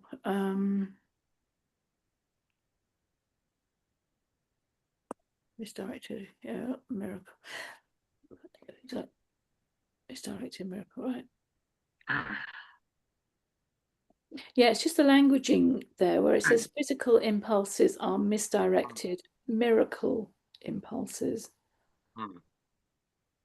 So I the don't physical impulse understand might be I want food, right? Yeah. Or I want sex, or I want some sensation, security, power addiction. Right. But often Okay. sensation addiction, exactly what we've just been discussing. Yeah. And so actually what we're doing then is we're honoring that physical impulse which comes from the ego, and that's a misdirection of a miracle. And it's actually an impulse to a miracle. It's a call for a miracle, Okay. which is just a correction in our language. Yeah. It's a call for correction. So that physical impulse is a call for correction. That's really what it's saying. Okay. Because all real pleasure comes from following the guidance of my true self. So we can't really get pleasure from the sensations of the body and what the ego offers us. The ego tells us we can, but that pleasure is very ephemeral. It doesn't last. So he's saying real pleasure, lasting pleasure, permanent pleasure, comes from following the guidance of our true self, which is linked to our higher awareness, which is who we are. But when I deny my true self, it results in illusions. Our correction of the denial releases me from them. Yeah. So addictions deny your true self. This is why they're so damaging. Every time you honor the addiction, you're saying, I choose to be something other than what I am, which is very painful to us because we're denying who we are. Obviously, the ego loves that, but our true self is covered over and we feel that, which is why we never find happiness in addictions, because they cover over our true self and they make us unhappy. We can only find happiness when we unite with our true self, when we identify with our true self. This is the teaching of A Course in Miracles and every great spiritual teacher. If you look at the concept of the self, capital self, in Advaita Vedanta, which underlies all Indian spirituality, saying when you unite your mind, when you fully identify with the self, then only then will you be happy. So you can't find happiness in any other way. The ego tells you that you can, but you can try as you might. You're never going to find that.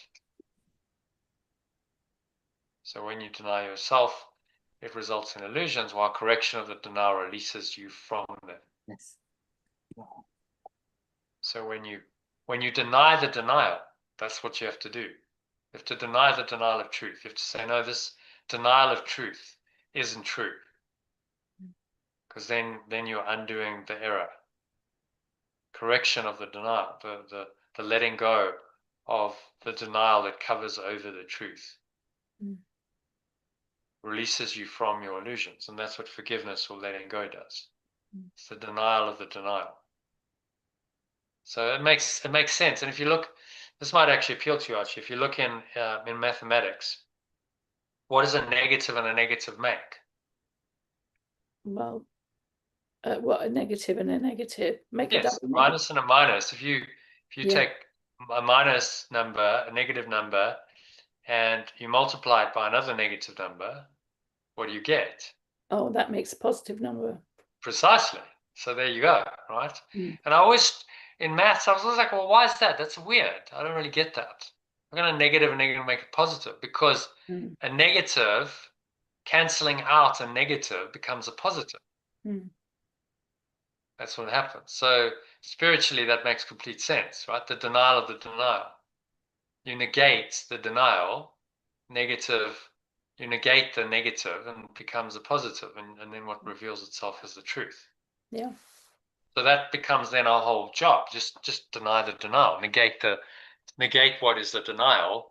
But the problem is you think that that's the truth. So now it becomes difficult for your mind to accept, because you think that what you're denying is actually the truth, when it's not. It's just it was a denial of your true self, but it's become so entrenched in your mind and thought system and in the world that you think that it's the truth, and that's where it gets tricky, because it feels like you're denying the truth, and the ego rebels against that and says, what are you doing? This is crazy. This is insane.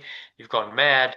No, actually, you went mad a long time ago, and that was the ego, and everything that since has happened since in this world is insane, because it's the denial of truth. That's what the Course is saying. So now the only way out of that is deny the denial, and then you're back in the truth. Makes sense. Yeah. Makes sense to the Holy Spirit, but it doesn't make sense to the ego. So this is, you've always got to learn that, what makes complete sense to the Holy Spirit is insane to the ego and completely ridiculous, and vice versa. So the ego's sanity, then the Holy Spirit looks at us and says, that's totally ridiculous. That doesn't make any sense at all. And you'll never reconcile them, because they're completely opposite. The one is saying this is real, the other one's saying no, that's not real at all. It's completely unreal. In fact, this is real, and they contradict each other. So you've got to choose. All right. So number 2, I can use my body best. Patricia, if you can read that.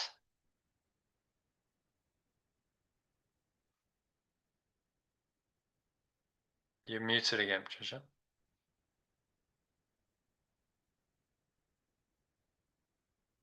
Okay, I'm not sure she's hearing. You're muted, Patricia. We can't hear you. There you go. I can use my body best to help me expand my perception, so I can experience real vision that my physical eyes are incapable of.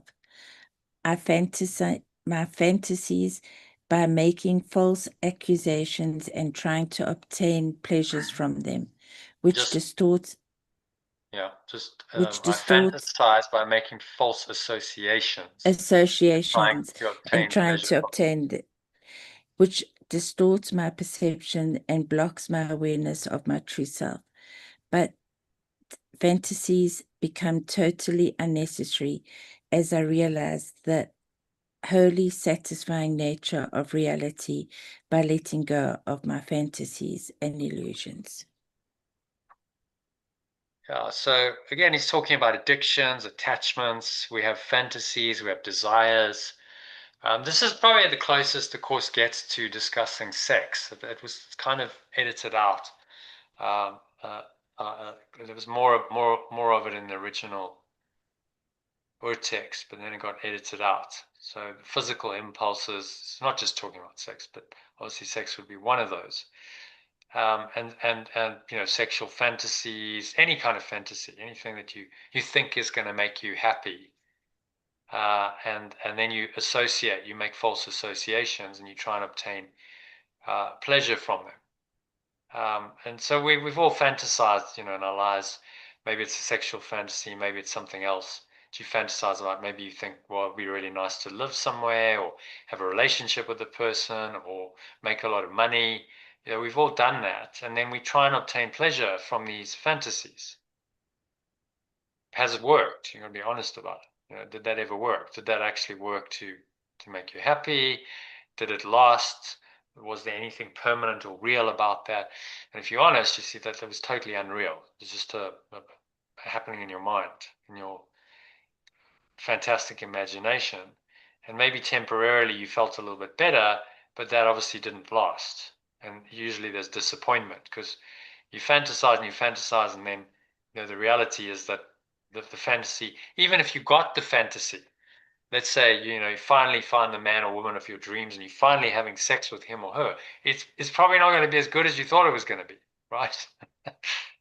Well, you finally make the money that you thought you really wanted, and then you go, well, it's not really what it's cracked up to be, because now I've got to deal with money and tax, and everyone wants my money, and people coming out the woodwork who haven't known me for years, kind of trying to now be my friends, and it all feels a bit surreal and a bit uncomfortable, actually. Just ask anyone who's won the lottery. They'll tell you their stories of just how how deleterious having a lot of money, which was a fantasy, can be. But you realize all of this is totally unnecessary, because the reality with a capital R is wholly satisfying. If you're in love and peace and joy, then your fantasies and illusions don't mean anything. You can let them go in favor of reality. So this is really saying exactly what we've just been through in last hour we're discussing the 6 pathways. So letting go of those fantasies and illusions that are just another name for addictions, attachments and desires. Letting go of all that, and instead training your mind in a different way of thinking. And then he talks a bit about the course and the mind training that the course offers in the last paragraph. So let's read that. I think we're probably going to see who's still around. I think Elaine's left. So Dawn, I don't think Dawn's around. So Archie, if you can read that one. Paragraph 3. This is a course in mind training. Yeah, so this is a course in mind training, and I need to study these early parts of it carefully to prepare myself for what is to come and not confuse fear and awe. I can only experience awe when I am in pure formless awareness, and it is not an appropriate reaction to Yeshua or anyone else because everyone is my equal. Revelation of this awareness may occasionally reveal the end to me, but to reach this end goal, I must consistently let go and perceive everyone and everything from the perspective of my true self rather than my ego or separate self. Okay, thoughts on that, or comments, questions? Yeah, the use of awe there, and not confuse fear and awe. Oh, okay, yeah. Sorry, I get that now. Yeah, it's just, yeah, I do. I'm actually really tired, Jonathan. So I'm finding the language quite difficult. It was Ken Key's one was so much easier, but this is, yeah. But what I'm trying to show you is it's all the same. Yes, It's quite yeah, simple. You know, when you break it down, yes, get through the language. What he's saying is exactly the same. It's just yeah, said in different language, and yeah, that's part of the interpretation of this in a helpful way. yeah. Simplify it and see that actually the concepts are really simple, even though the language is not always that simple. And the summary, you'll find if you're studying this, that if you read the original and then you read the alternative and you read the summaries, you're going to understand it a lot better than if you just read the original. It's like a study guide. Yeah. And you realize that what he's saying it's actually pretty straightforward. He does say in the text at some point, this is a very simple course. Actually complicated.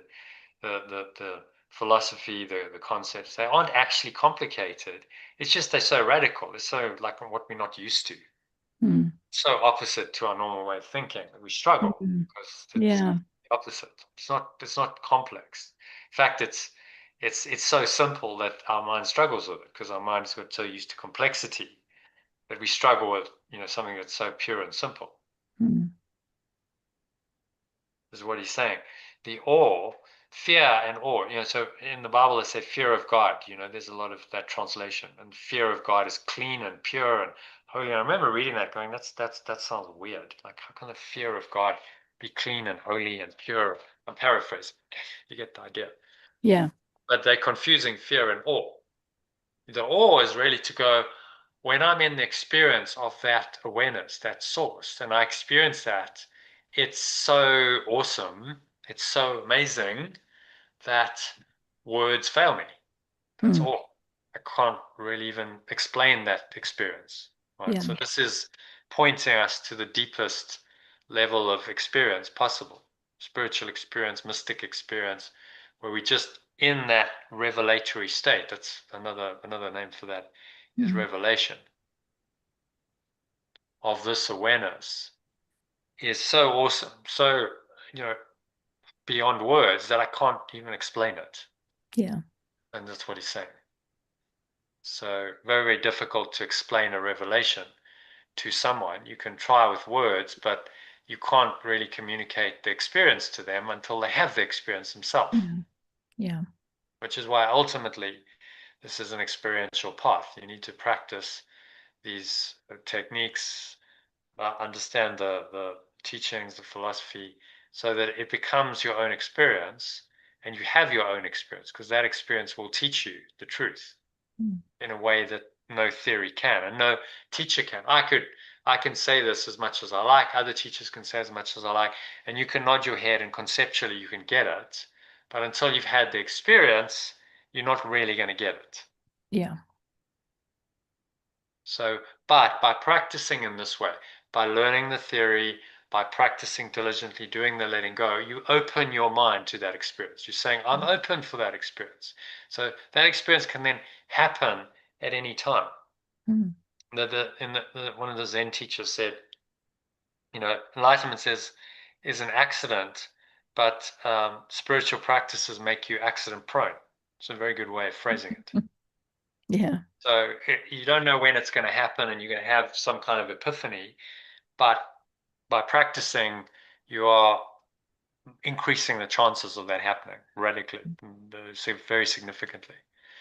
At some point, it just happens, and you go, "Oh, I was lucky." No, it was, you've practiced and you've practiced, and eventually you're ready. I'll give you an example. I think I mentioned it, but after 9 days of serious meditation, Vipassana retreat, I had done all that spiritual practice. I was ripe for a revelation, right? I'd done all that preparation.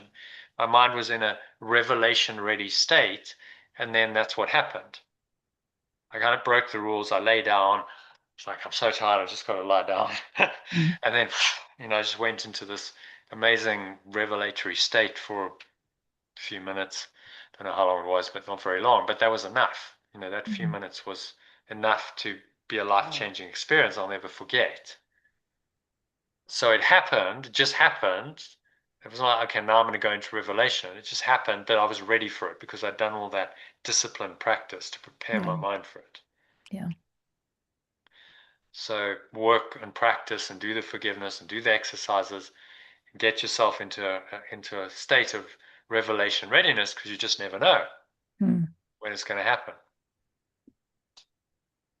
It's what, one of the parables Jesus taught was about the the lamps, and you've got to have the oil ready because you just never know when the master's coming. And it's the same idea. He's saying, just be ready, practice and diligently trim your wicks. And in other words, do your spiritual practice, because you just never know when that light is going to reveal itself.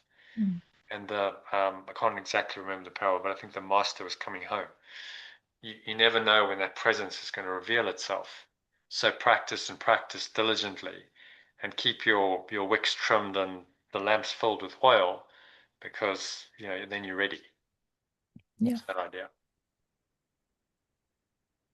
And then it happens when it's meant to happen, and just appreciate that. So by consistently letting go and perceiving everyone, everything from the perspective of your true self, rather than your ego or separate self, you are inviting that experience to come.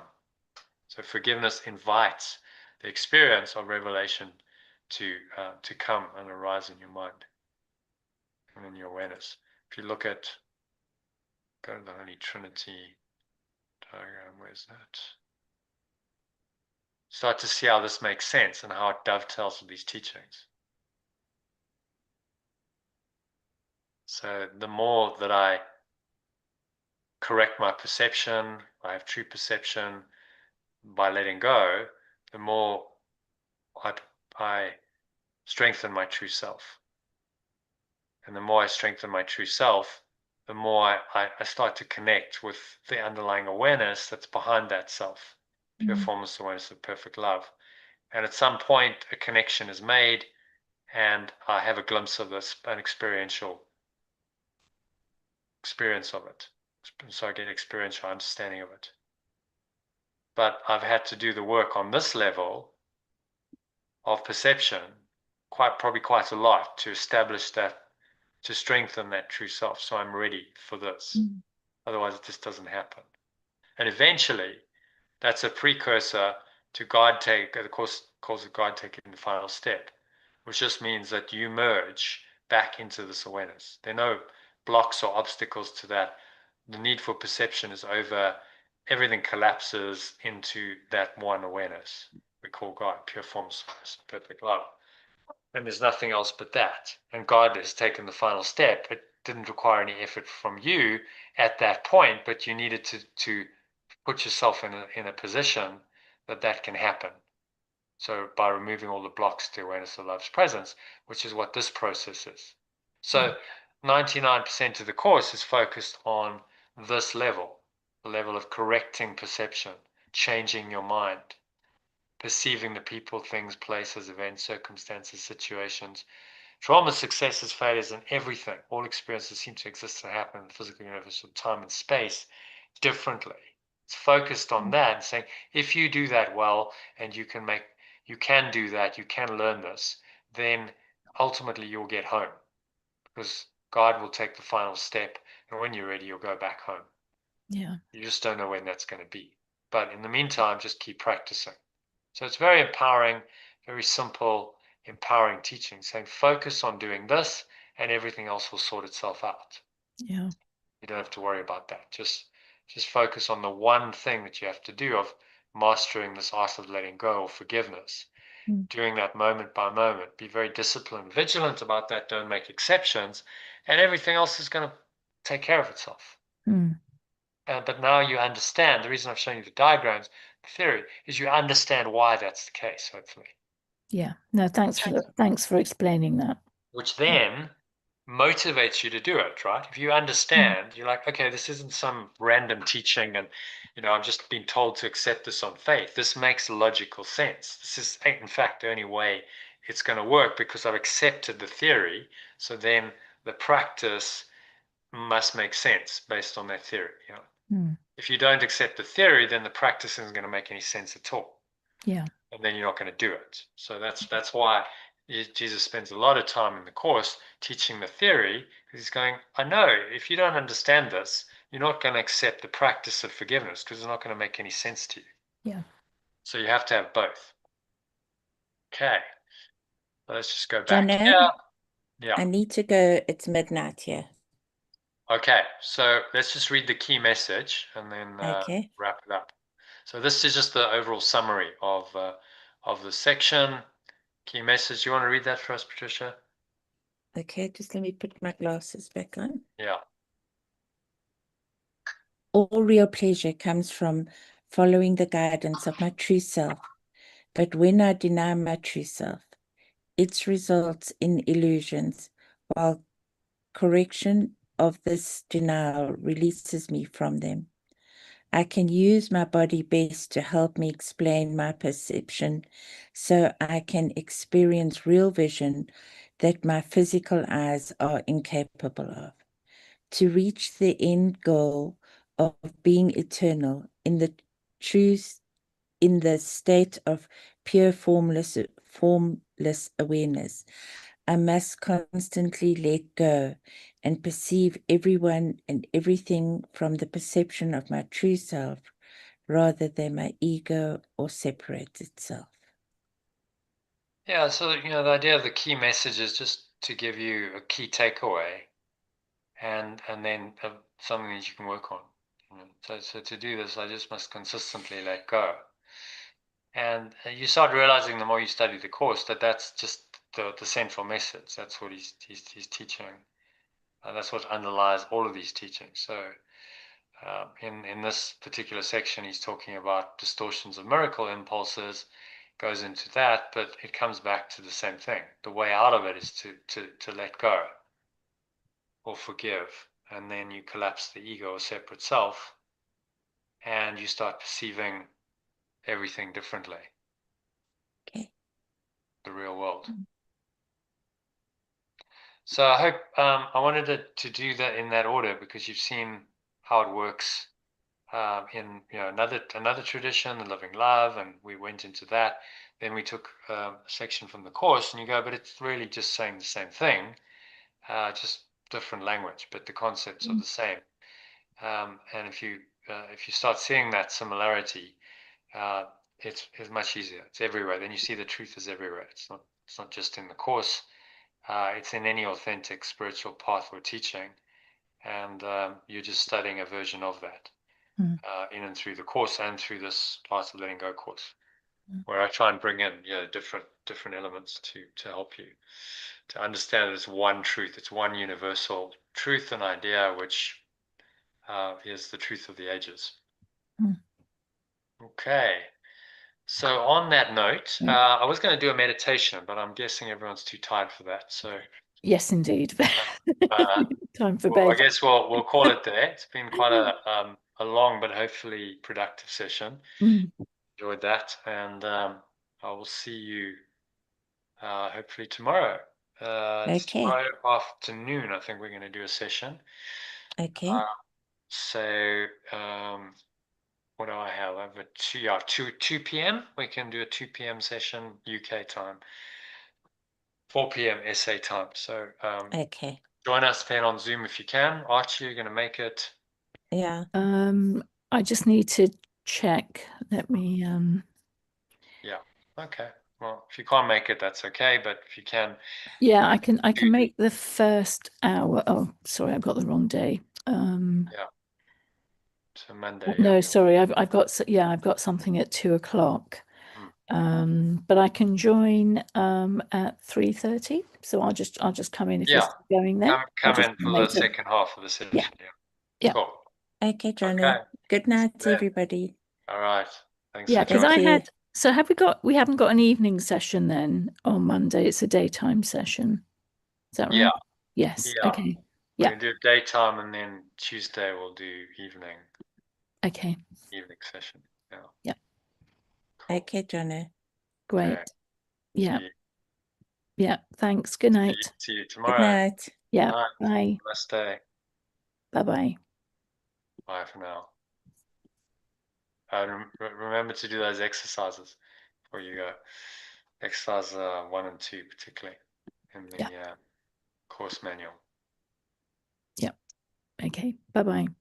Bye. Namaste. See you tomorrow.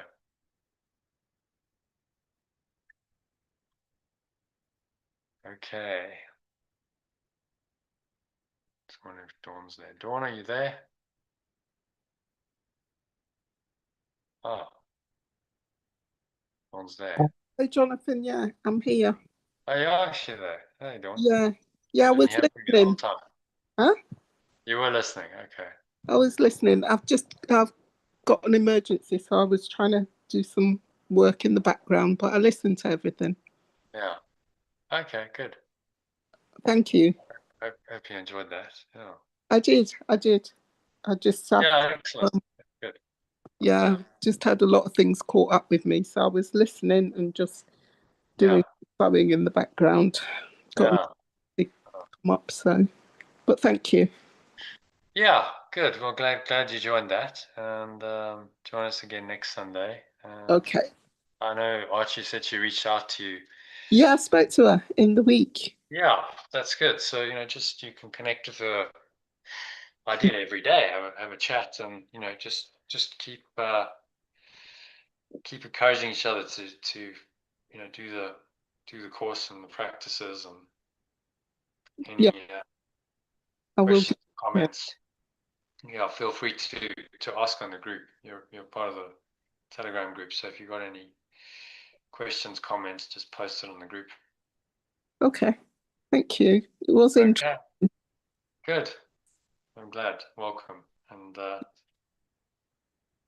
anything you want to share, or is it too late for that? We kind of went past that. I think I listened, and it was interesting listening to everyone else and their sharing and stuff.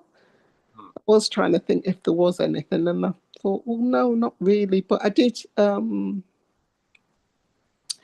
lot of some of the things that came up with letting go. I kind of got. I think there was only one thing where I think someone were talking about family and stuff, influences and stuff, and I just sort of thought, well, I get that, because sometimes I think once you're starting to grow, today I had a realization that sometimes people just live in the negativity, and even if it's the simplest thing, they will make it kind of like, oh, I've had this week and what's happened to you, and it's all going into doom and gloom a little bit. But I'm like, but this is really easy stuff. It's not. So it's almost like upgrading your circle, which is tricky because if it's family, it's quite tricky. Just realizing that, oh, I'm the victim mentality and I got to talk to you because the people over the road, someone was saying to me today, are driving home, and I'm like, well, why don't you just ignore them? Why do you sort of have to get involved in that way? Do you know what I mean? And you sort of become, I shouldn't say it because that might be ego, but where I'm just like, I'm in a happy state and I don't want to not be in a happy state. I'm not it's letting go, basically. I think I'm letting go a lot. And so when they're sort of really getting wrapped up in really trivial stuff, I just feel like, I've moved on. I probably need to be sitting more with you guys. Because it's just, you're dealing with yourselves and issues that you want to, and learning, whereas they're just stuck in this, it's not about me, it's them across the road, and I'm like, no, it's you. You can choose to listen to negativity, or you can choose that, no, I don't want to have to listen to this, you're wasting my time. But this sets you apart. So what happens in this world anyways, if you start going on a path of spiritual awakening, you do distinguish yourself from people who are not, because it's a different thought system. So there's a separation that happens, and you have to separate yourself from the ego in order to awaken. You can't accept that into your thought system and also awaken to your true self, because they contradict each other. So you start to move away from certain people and circumstances and events and places, and it starts changing your life in subtle ways. Yeah, I think that's exactly, because I'm thinking I'm more interested in my spiritual growth now, those areas. So when they, like worldly, just trivial, or not to them, but to me, for me now, it's like, no, there's more interesting things to look into, which is what you guys are talking about, and the other people that I look around, and even going to church, there's more experience. We're reading a bit about the Bible, we're understanding, we're doing the Old Testament at the moment. So even some of the odd things you brought up, it's like, I do remember the oil lamps and the virgins and the bridegroom's coming, and we've got to be aware, we've got to practice, we've got to, and that's the sort of things I'm being taught. Whereas some of the other family and people that I'm mixed with are not spiritually minded. So the very tiny little things that they're thinking, oh, I'm thinking, no, that's not it. That's not an issue. That's not a problem. Yeah. I'm just It's interesting how perspective changes. Previously it might have been a problem to me, and I bought into that whole, mass psychology, the herd mentality of the ego. I just don't buy it anymore.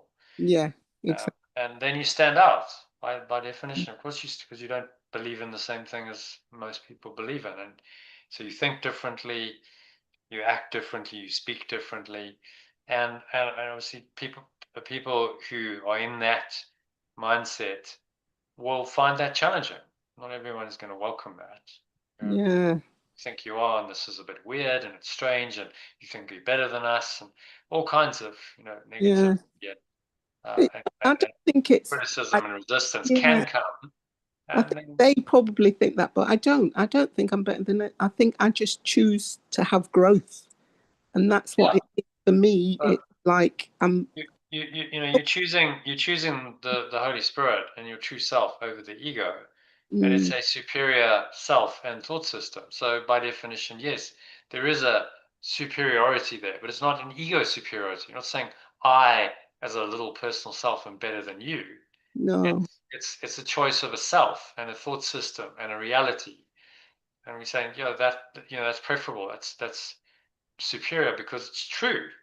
and the Mm, other one simply isn't true. So the truth must always be superior to a lie. It's just, yeah. it's just the way it has to be. Mm, Otherwise, the lie would be as true as the truth. And then yeah. there's no way of discerning the difference. So you have to make this distinction and make a fundamental judgment about, well, what's true and what's not. And of course, people who believe in a lie and illusions, and you now stand for the truth, which is seemingly opposite and threatens their illusions, aren't going to take that very well. Typically, Mm, they're going to feel threatened because you challenging their thought system, they interpret as, well, you're now threatening me, my ego, my self-concept. Because I'm, my ego feels under threat now. It's identified with its thought system. You're challenging the thought system, therefore you're challenging me. Therefore, I need to defend myself, and the best form of defense, according to the ego, is attack. I'm going to attack you in some way. yeah. But the thing is, what I've learned to just okay. I just hope you feel a bit better. Do you know what I mean? Because I thought I don't even want to get into anything around that. I just like the peace, basically, and Yeah. and And you actually don't need to feeling fight with them. You just say, well, it's okay. You yeah, just it's do fine. what you do, and we don't have to agree, and that's Right. We'll okay. just agree to disagree, Yeah. and And you go your way, and I'm truth not going is, to tell you to do otherwise. But I'm going to go my way. I'm going to do my spiritual practice. I'm going to live life my way, and so and also what I realized today when I was listening to the two different people at different times, it's a feeling as well that you have that is, can't explain it. It's like inside, and it's almost heartfelt as well as not. So you understand them, but you just, and I felt a little bit because I just felt like, okay, but I don't really want to listen. I don't really want to talk about it because I'm actually feeling on a high, and you're gonna drag me down to a bit of a low. And yeah. I don't like, I have challenges. I had a really, really challenging week this week. But you know what? I've just experienced it in a higher level. So it's not put me down. It's just made me think, right, I've got to do a bit more because I need to achieve these things. And I've got to, but on a happier scale, but also on a learning scale.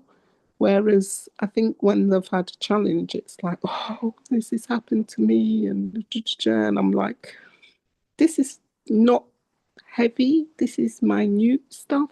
But also you can choose. You can choose if you want it to affect you in that way or not. Just choose for it to not affect you in that way. Hmm. Yeah. So yeah, it was interesting today because I realised that, and I thought, I think that's maybe growth and Absolutely. You're you know learning the art of letting go. choosing not to get drawn down.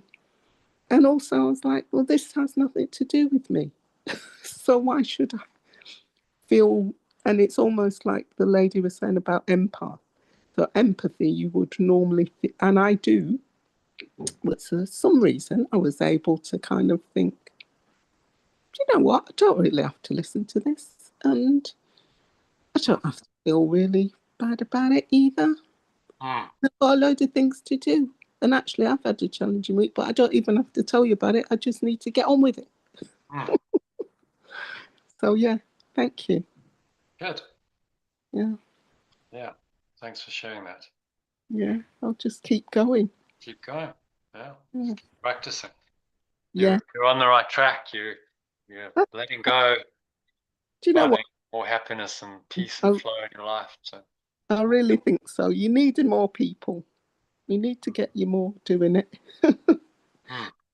Yeah, it's good. Thank you. wonderful. Yeah. Okay, brilliant, Dawn. Well, thanks for sharing, and have a good week. And I guess I'll see you next Sunday, hopefully. Yeah, you will do. Yeah. Okay. Take care. Keep Thank you. practicing. All right. Will. Bye. Bye for now. Thanks. Namaste.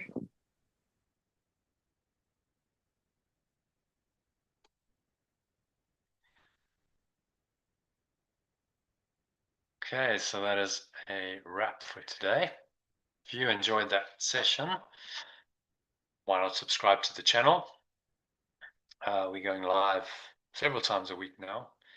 It's part of the Ask and Then Go course, and then ongoing in the year, be doing 2 or 3 live sessions a week.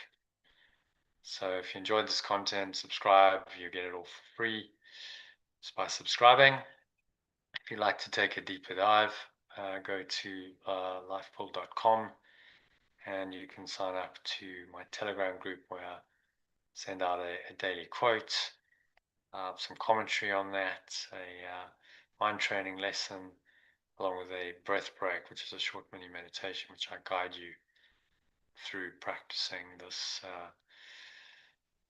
mind training lesson combined with some breathing to, just a nice little package of information every day that you get just to help you to learn and master the art of letting go.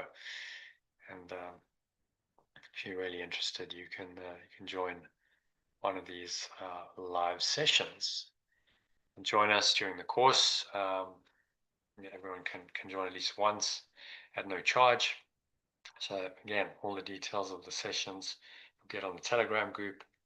Just go to lifepool.com, sign up to that, make sure that you have Telegram installed on your mobile device or tablet, and I'll then add you to the list, to the group, and you can enjoy this material, and I will share the times and dates of the live sessions on the Telegram group, so you can join if you'd like to.